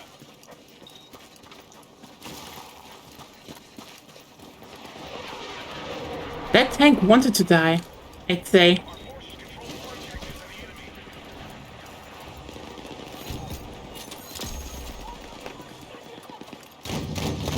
enemy. Oh, nice. I think I have all the escalation missions done, even.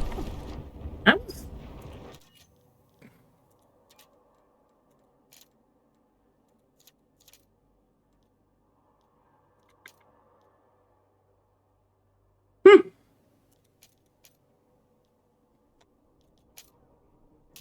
This is still bullshit. They should just change that.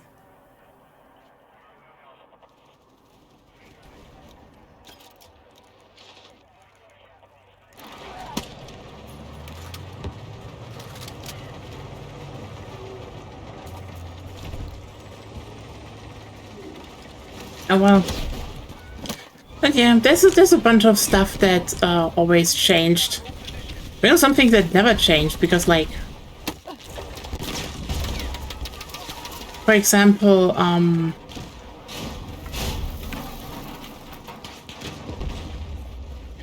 as I said last time I streamed,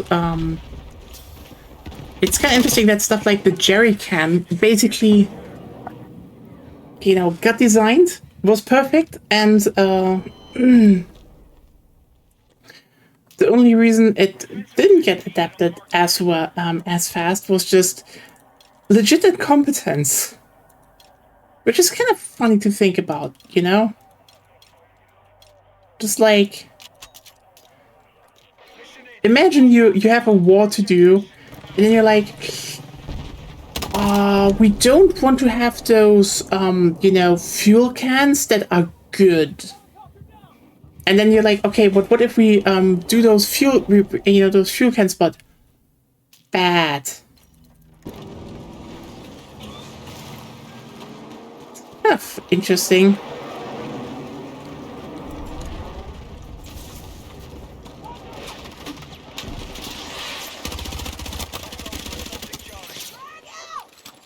If you're interested in that story, da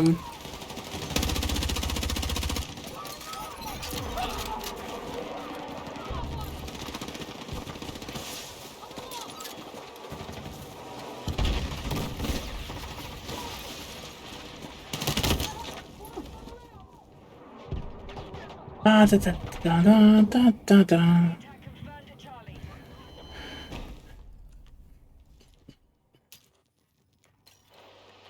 I mean, okay, you can actually almost forgive them for because they were like probably, well, this might not be a problem, you know, then it turned out it was a major problem.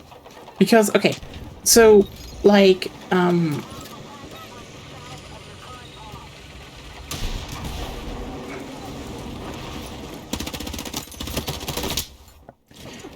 basically, World War II comes around.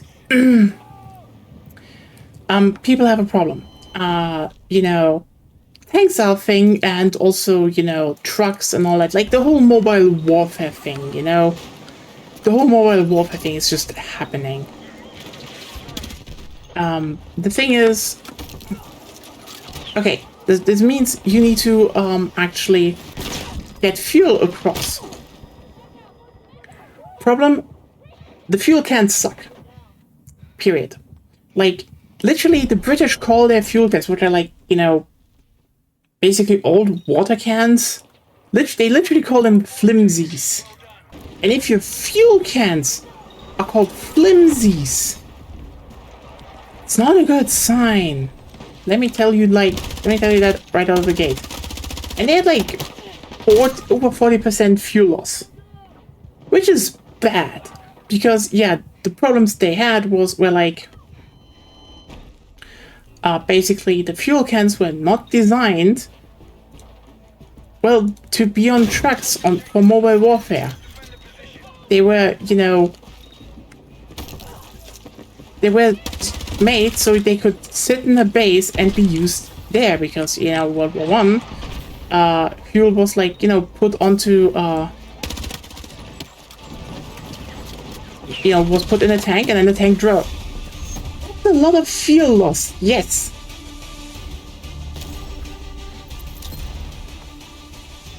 So, especially in North Africa, this suddenly became a problem, you know, a lot of mobile warfare. What happened though, an American engineer that lived in Nazi Germany actually went and smuggled out one of the German fuel canisters they were producing.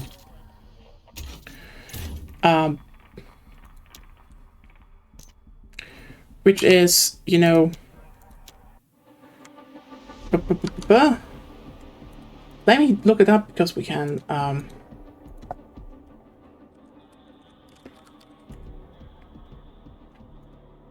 Okay. I mean, it's still basically called the Wehrmachtseinheitskanister. Wehrmachtseinheitskanister, because, you know, the point was it's a 20-liter canister. They developed roughly mid of the 1930s. And today they are like, they rebranded them as NATO benzene canister, which is like, and you know they're called jerry cans in America because, you know, the Germans did it. But yeah, the thing is, they were like really, really good. Like,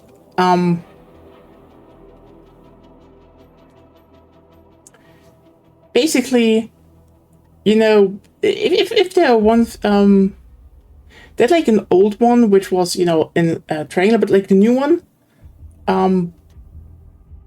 basically the thing about them were like they were really well designed, as in like, you know, 20 liters. You know, they were carryable because they had like 3 handles, which is kind of important because, you know, like, wait, why 3 handles? Well, here's the thing.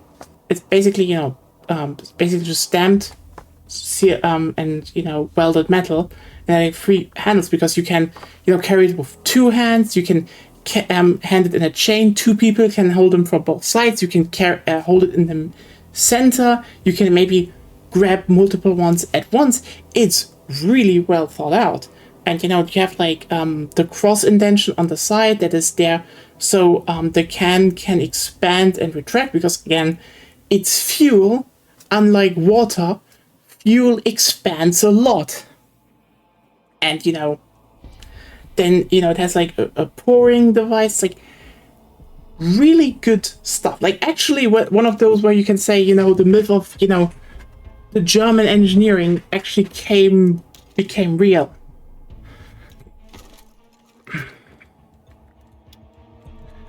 So, also, yeah, new shotgun. Whee! Don't we like some new shotguns? Let's try out.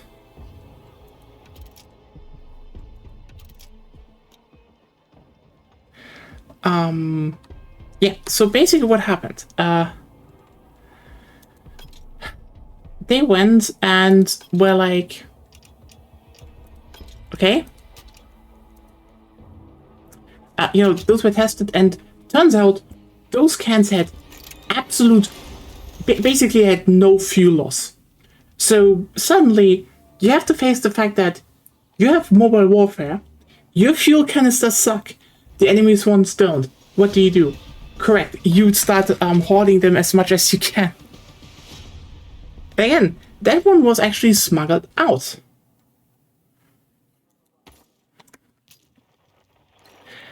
But America, you know, American ministry, I think War Ministry was it called? So I don't know how it's called. Was just rejecting it because, you know, to a degree it was one of those oh, you know, we didn't design it, so blah. But then they went and were like, okay, you know what, fuck it. Let's actually make our own version of it. Because at some point they were like, fine. The fuel problems are a problem, so let's just make a version of it. What happened is interesting though. Because basically the American jerry cans came out and they sucked. They still had like around 30% fuel loss, which isn't good. So basically what happened is that the British and the Americans just kept producing this one because they were like, yeah, no, it's fine. So basically what happened is the British basically were like, okay, we gotta use our stuff that's just in the base and nothing else.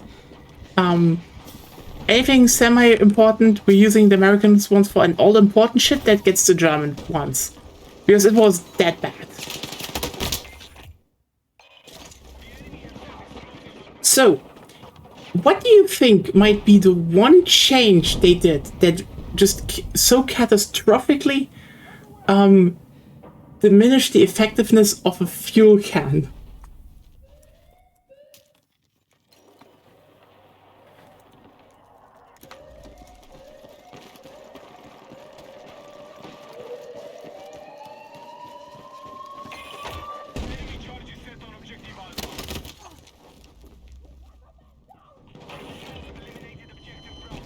Because it's really just one simple change, and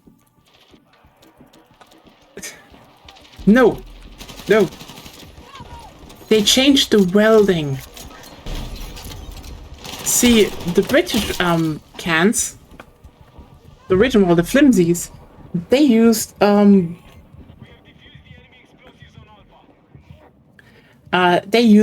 thermal welding, which is not good because like thermal welding is good for a few things, but not if you want to, you know,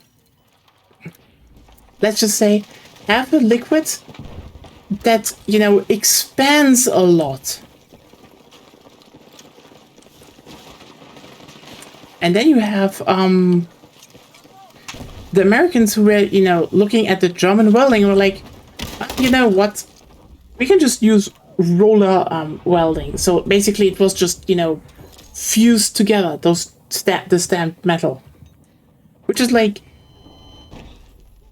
okay. I know why they did it because it's it worked for them a lot of times.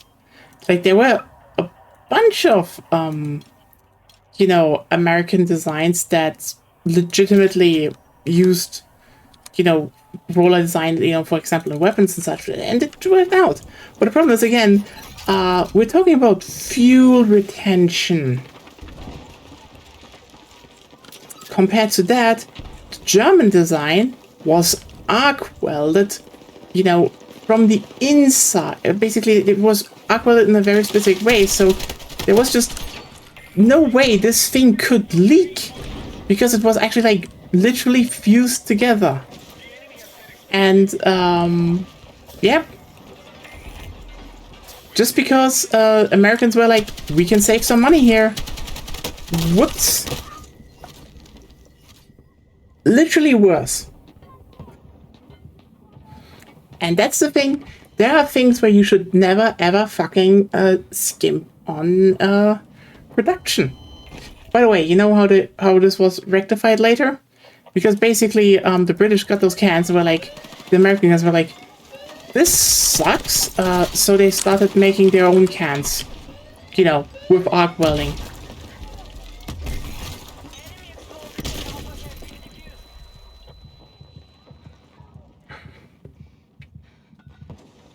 Which makes sense, you know. So the British version was like, fuck it, we're copying it 1-to-1. And then they had cans that worked. Because yeah, you shouldn't have...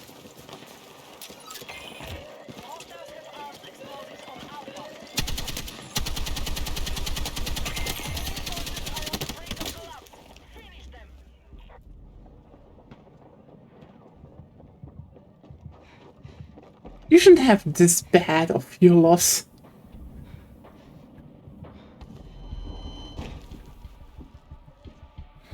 Oh well.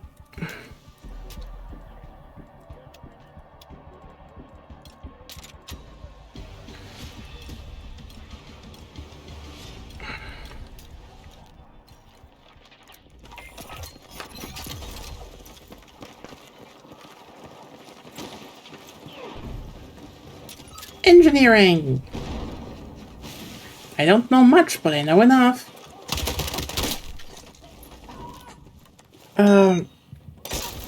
Cheers! Thank you! Yeah! Oh.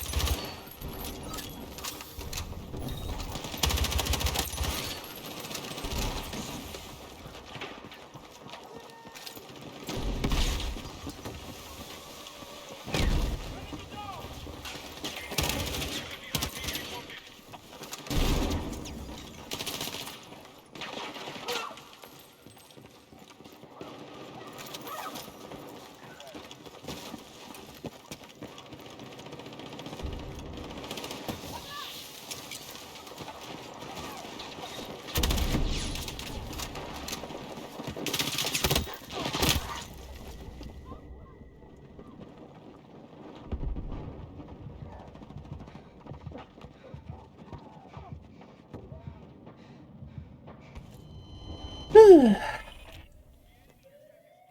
Bravo.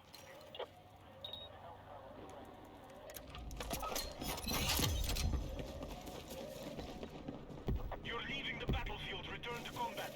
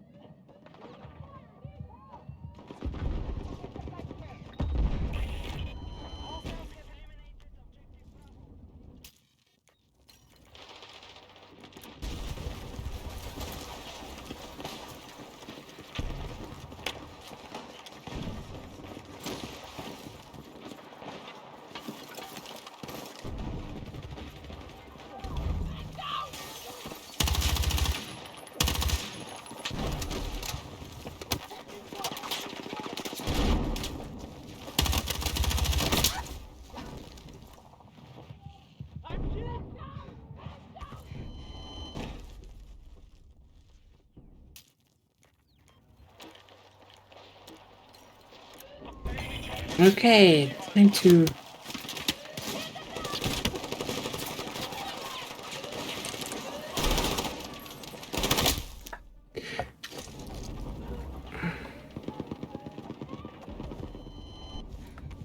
They truly can shoot sometimes. Ah, Casualties are confirmed. Maintain your attack.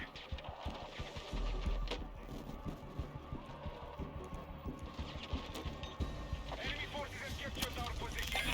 Ready to defend the sector.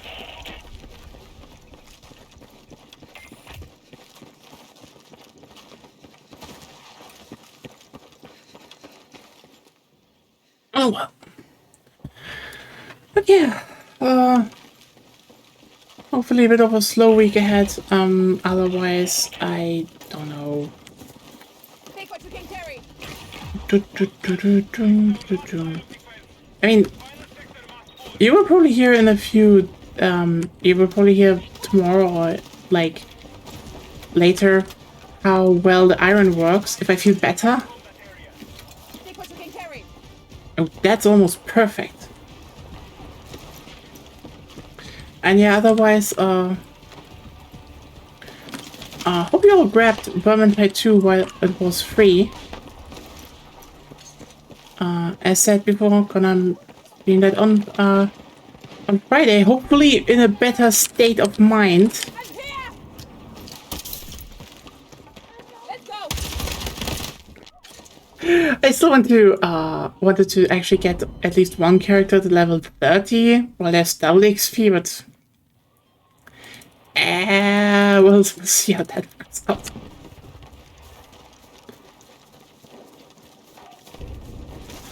Hopefully the red killing is going to be fun, and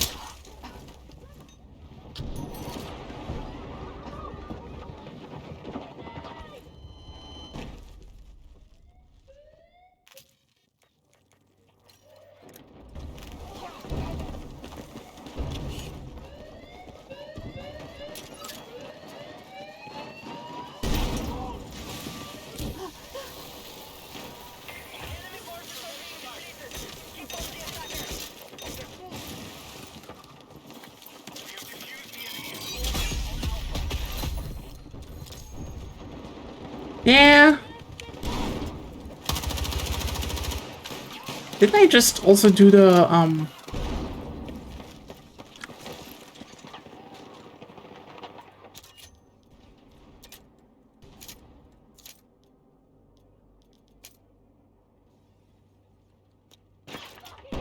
Yep. Have that.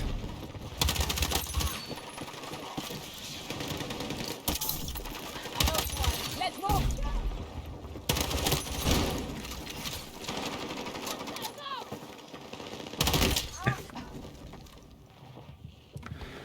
Yeah.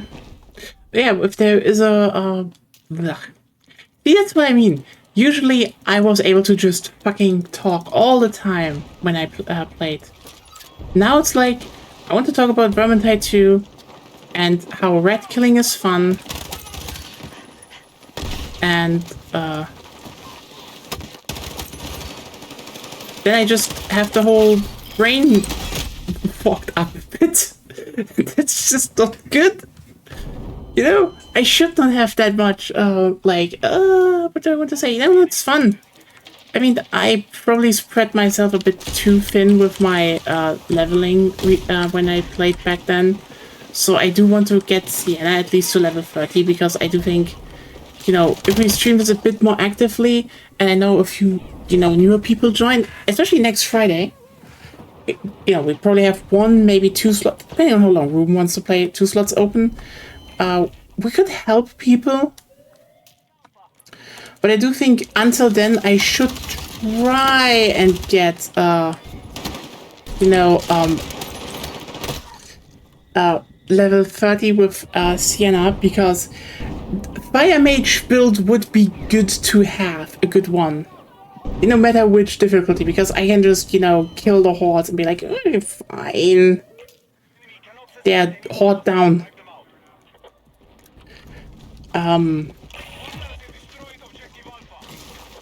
But like, I really hope I can get to that.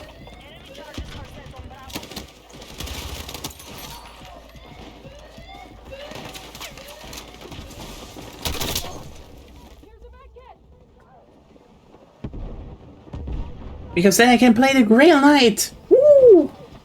And smite enemies in Sigma's...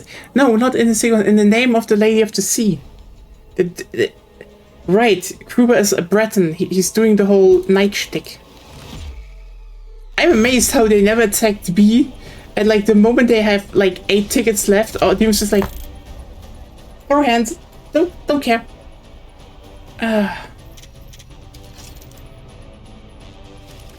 I mean, the Sigma, Sigma. I kind of hate the fact that Sigma is very phonetically similar to the shitty word. Anyway.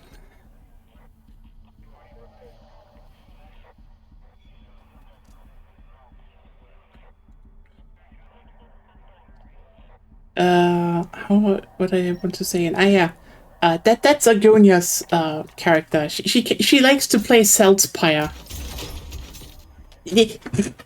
He's your little he's your little fanatic, isn't it?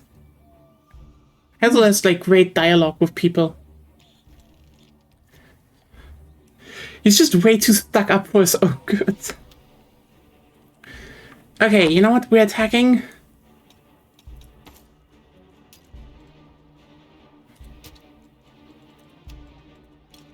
Fuck it. Flanking route, shotgun, let's go.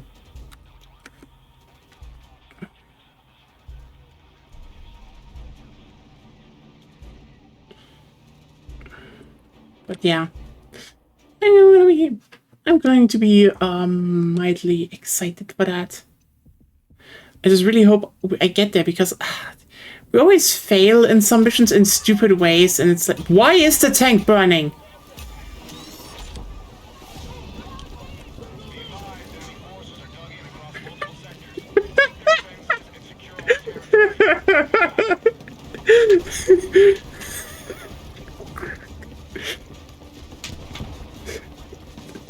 What the fuck was that?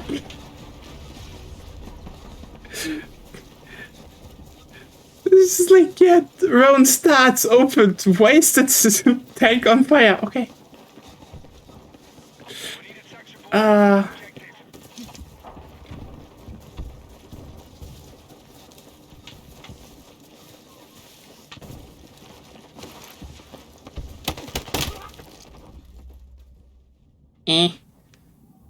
And maybe I should we should maybe even say like, hey, who wants to level in front of Friday? Could also be offering that. I don't want to do it there. So let me run over there.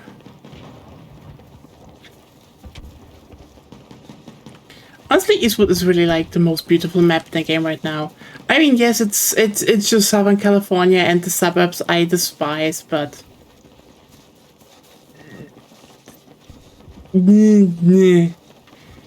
map good. I like it. Still think they should actually have made 2 sets of, you know, battle pickups, or, you know, one being more low tech, the other one being the high tech one, and then spread the crawling on the map. But they didn't, so...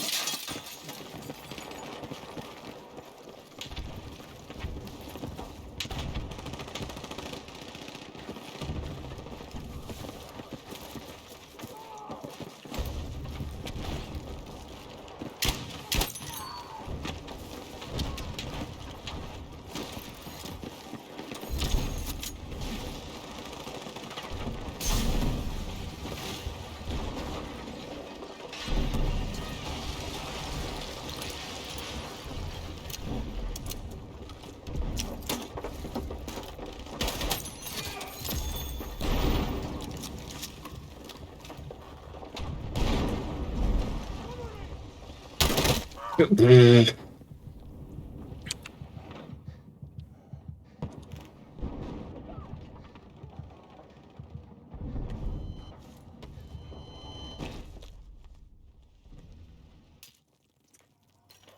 squad. Here's a convenient place spawn beacon. If you were to use the convenient place spawn beacon and... Whee!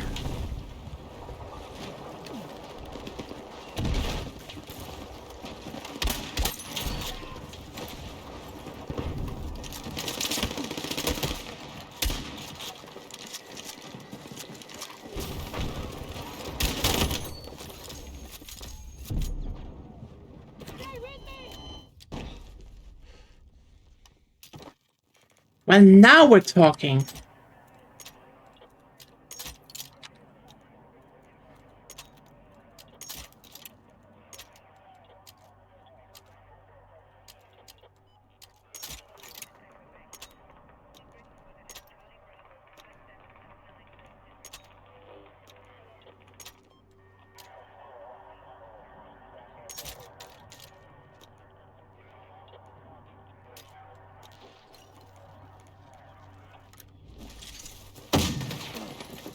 Yeah, it's actually very funny to mortar from behind.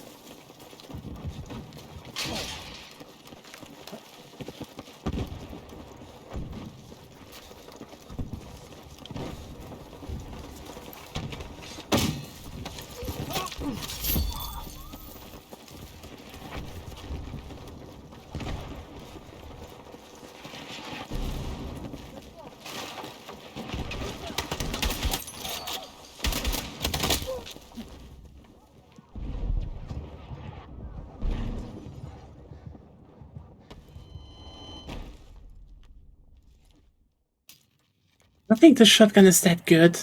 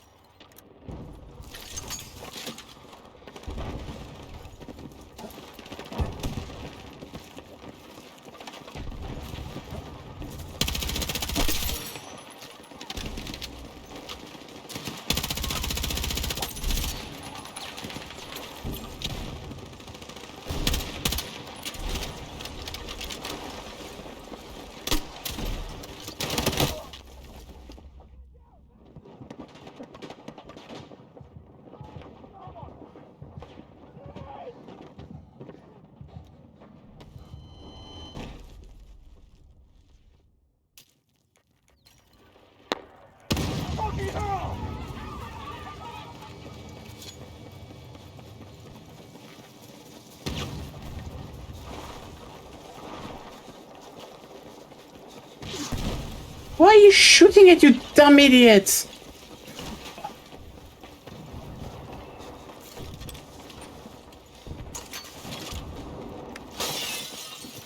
When your own team sabotages your plan.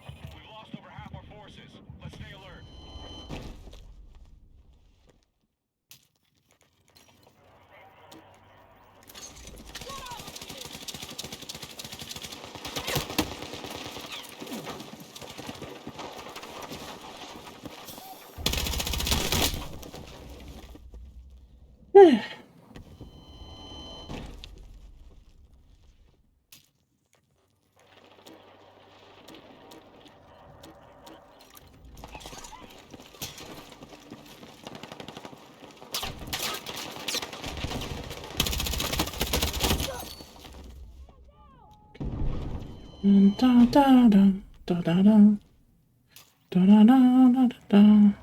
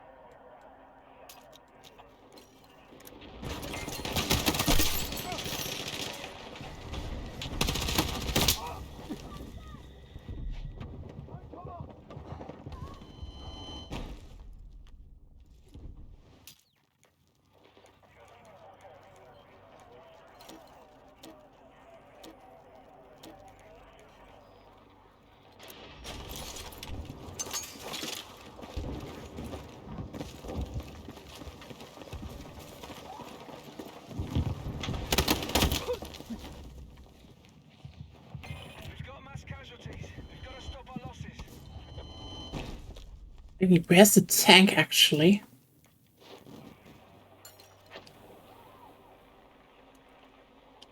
Oh, it's not reviving. It's not respawning.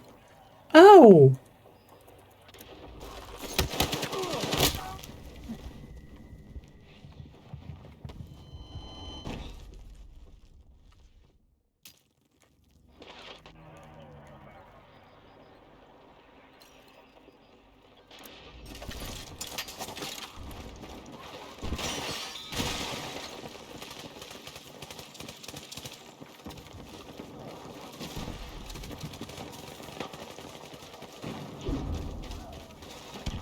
Frag out!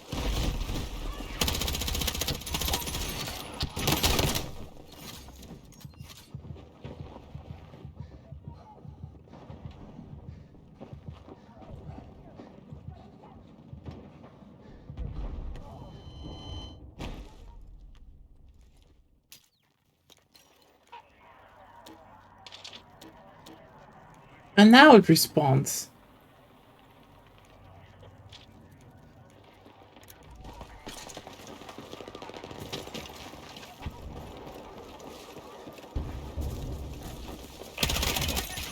Troops, we're finished.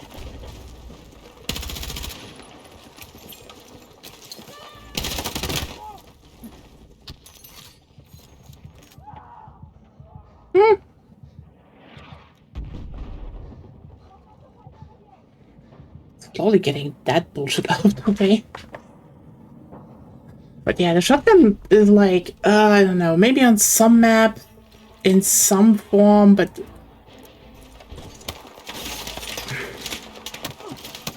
I wouldn't call it, sadly, that great. Let's move!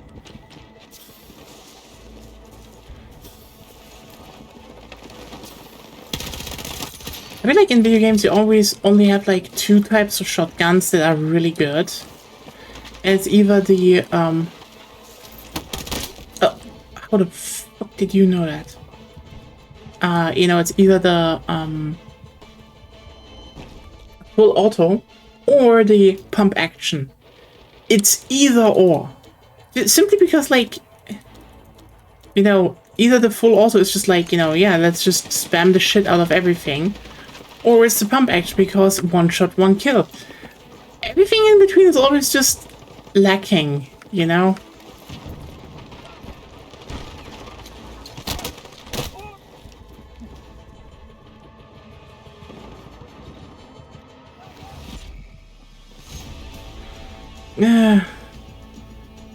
Also, ironically,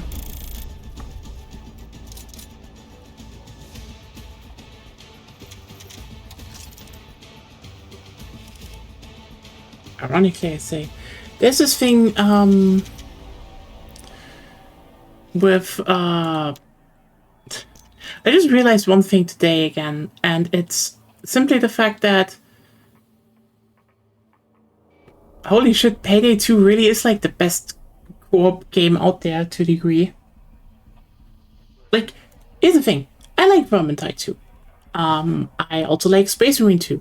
I do kind of want to play them again because it's fun, you know. I do want to see what is new there. I want to maybe try some new classes, want to build something.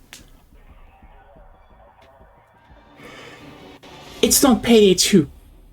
Like, you know, aside from one co-op game, or like just a few co-op games, I don't think I ever sat there being like, you know, I never not sat there being like, you know, I could be playing Payday 2 instead. And that's I don't know how to say it the best way, but like that's damning if that's the case, you know? That's the irony. It's not even that those games are bad, it's just that Payday 2 is just so much better. You know?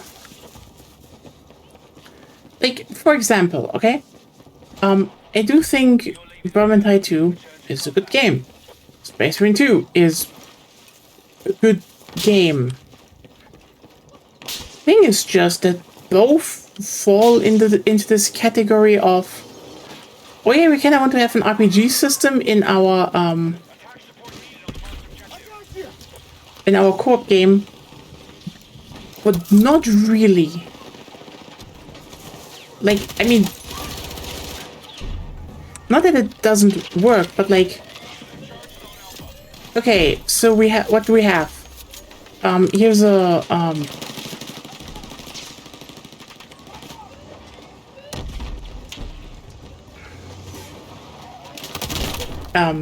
you have a class, you have 30 levels. You know, the character has like now 4 classes. Okay, so there's variety in the classes, I would say, and what they do.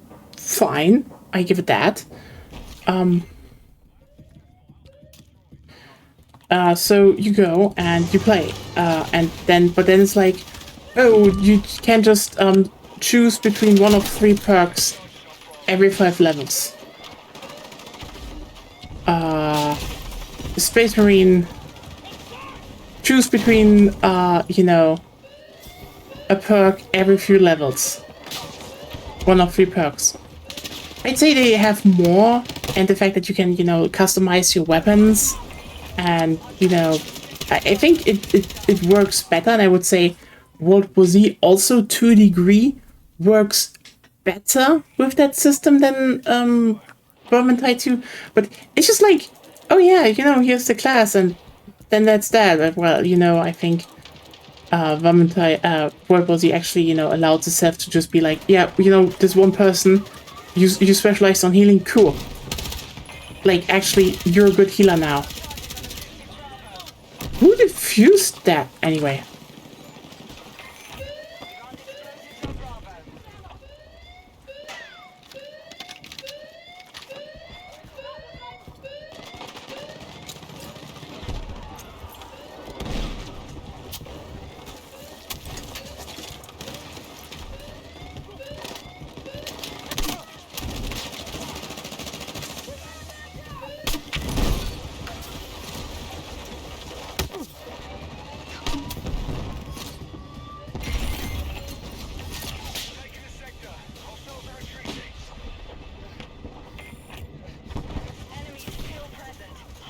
So like, that's neat. And like, I will. By the way, I will totally concede that to a degree, it is also just execution. You know, like, I do think Space Marine 2 is kind of like better executed in the RPG system than Vermintide 2, and also I would say World War Z might still be better than both, but that's a different story. Just because, you know, they actually could be like, you know, you have an actual, you know, healing class, which is just like. So can we talk about for the fact that there is no real healer in Vermintide 2? Which is like, I know it would just kind of make it so that everyone would be the healer, but I mean, come on, it is like one of the most obvious things to put into those games. Someone who's just good at the core loop and is better at it now. And then you have like yeah, you have them, and they're like, fine, it's good.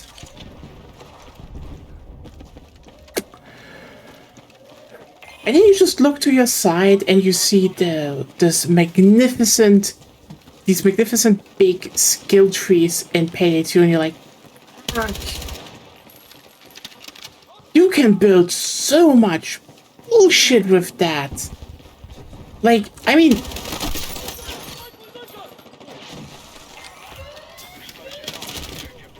like, that's the thing, you know? Payday 2 just allows you to make so many builds, you know, with the skill trees and perks and weapon selection, and it's like, yeah, we have our let's get some Jokers LMG, fuck it, let's rock and roll build. Totally a thing. I don't mind that. I also have you know, when I was a lot better at the game, I had a sniper katana fuck it build. They did like a lot of stuff you can play on high difficulties. Like there's like a rocket launcher leech build that's apparently just stupid. I've never figured out leech. Like, yeah, shotgun leech builds also very good.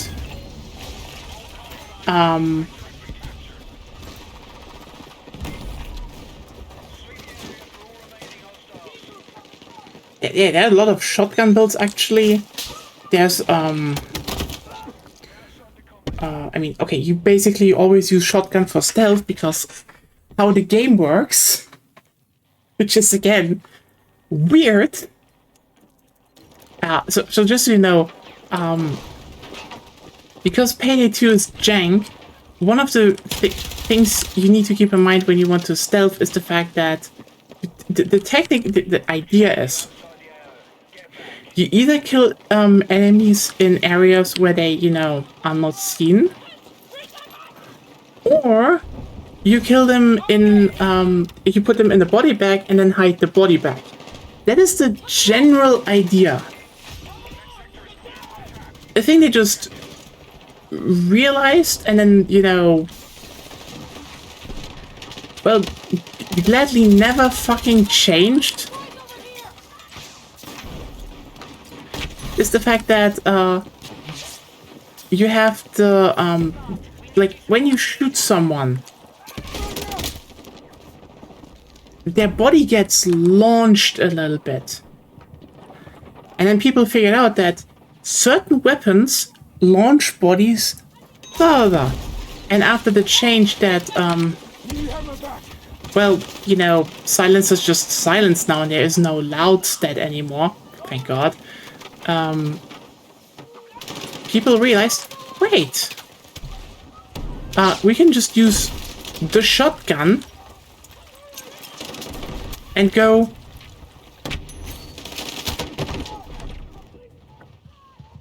and basically like sneak under someone, aim upwards at the head, and then launch them into a corner.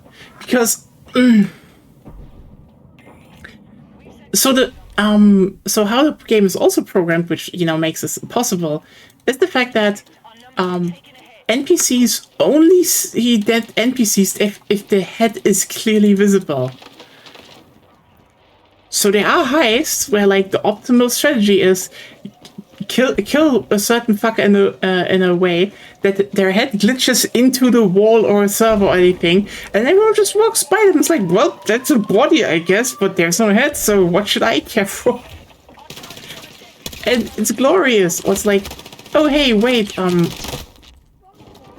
people would you know, it's like they don't look up. So if you launch people onto servers, well, you can technically stack people onto shelves and servers, but you know, no one would really bother because they can't see the head.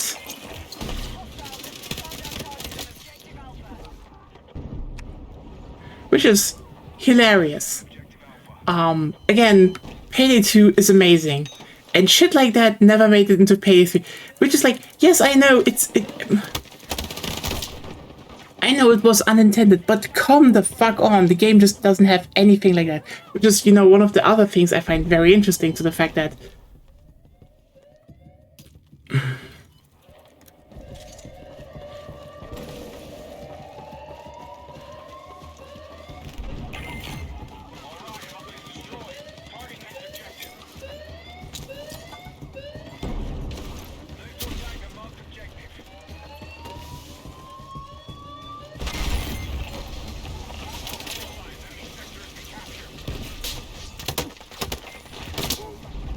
one of the funniest bits about it is, like, I would say, on paper, Payday 3 has still a more complex RPG system, or a bigger RPG system than most other co-op games. Just being like, yeah, you can just mix and match, you know, 25 skills and, you ace them, and it's like, okay, yeah. But the skills suck ass. Because one of the big things is like that happened if you can just mix and match freely to keep things balanced. Well, you know, some skills just have to be worse. That's the case. That's the word. They're worse because, you know, if they're all equal, whoops, you need to make them weaker. Meanwhile, in the skill tree, it's like, yeah, the things upwards can be really fucking strong, but you know, it's not gonna be game breaking because you can at best have one or two, because a lot of the lower bottom skills in Payday 2 are like, yeah, those are important or really good. And do you want to give up on them to have maybe more higher level skills? Or not? So like, the irony about a skill tree is, I find it so funny that people hate skill trees, while skill trees are like one of the best design features of so many games, because it's like, you can have like literally a skill tags in the most positive sense of the word. Because like, I mean, that's the idea of a skill tags is, you know, there are some skills you need to, you know, you need to invest in.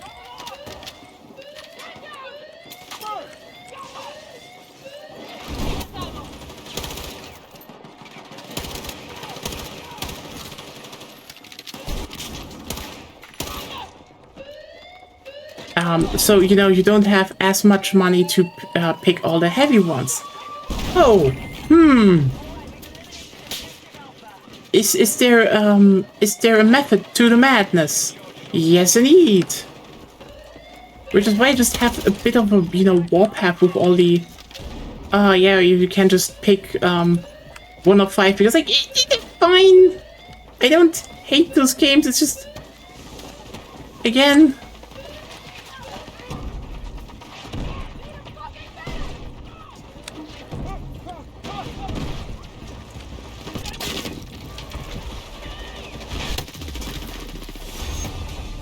I just did the rush mission.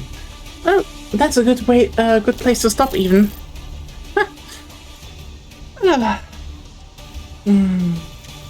Oh, nice. Best squad even. Let's go. That's a good note to end on.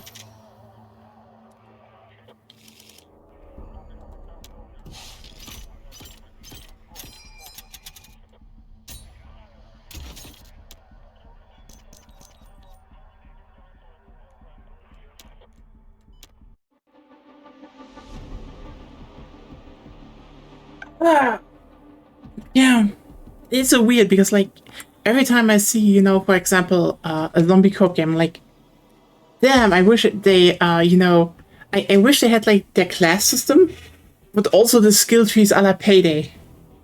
Like, you know what you could do? You could basically say, okay, they're the class, but every class has like, there are like 3 generic skill trees, and then there's a class skill tree. So you have to make specific characters around builds, maybe.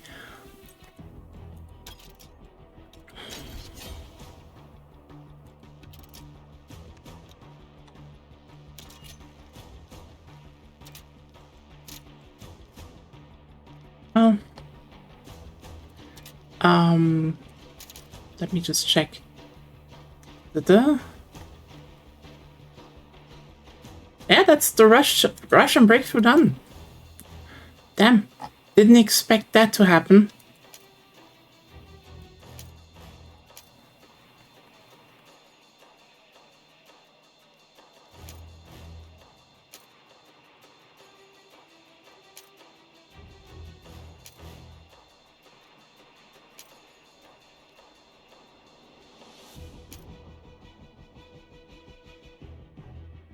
Oh.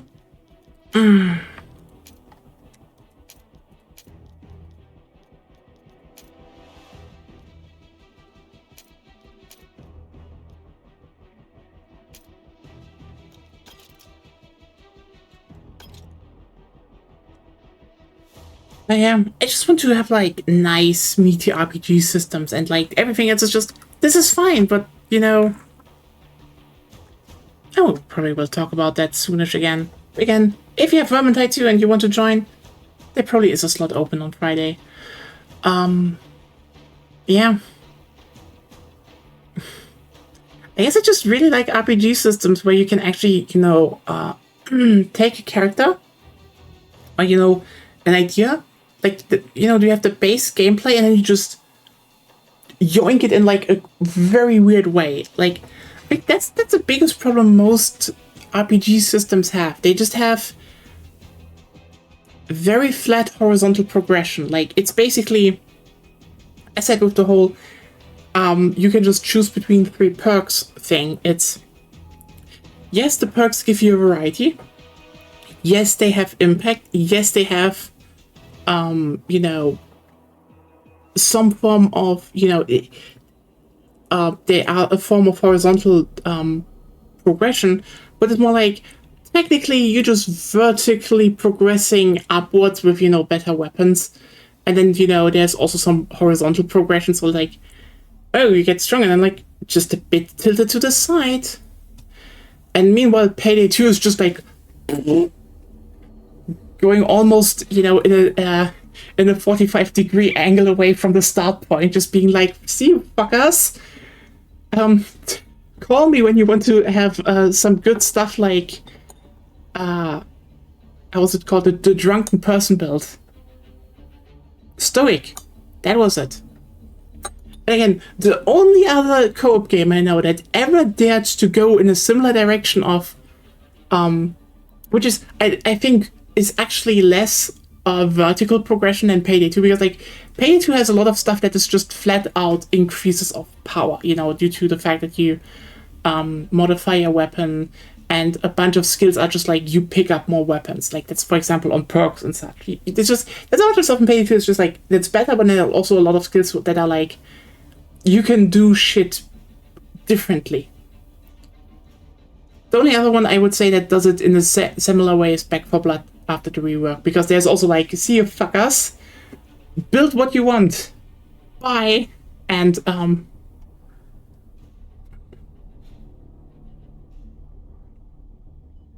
that's the thing. That's the thing that probably annoys me the most.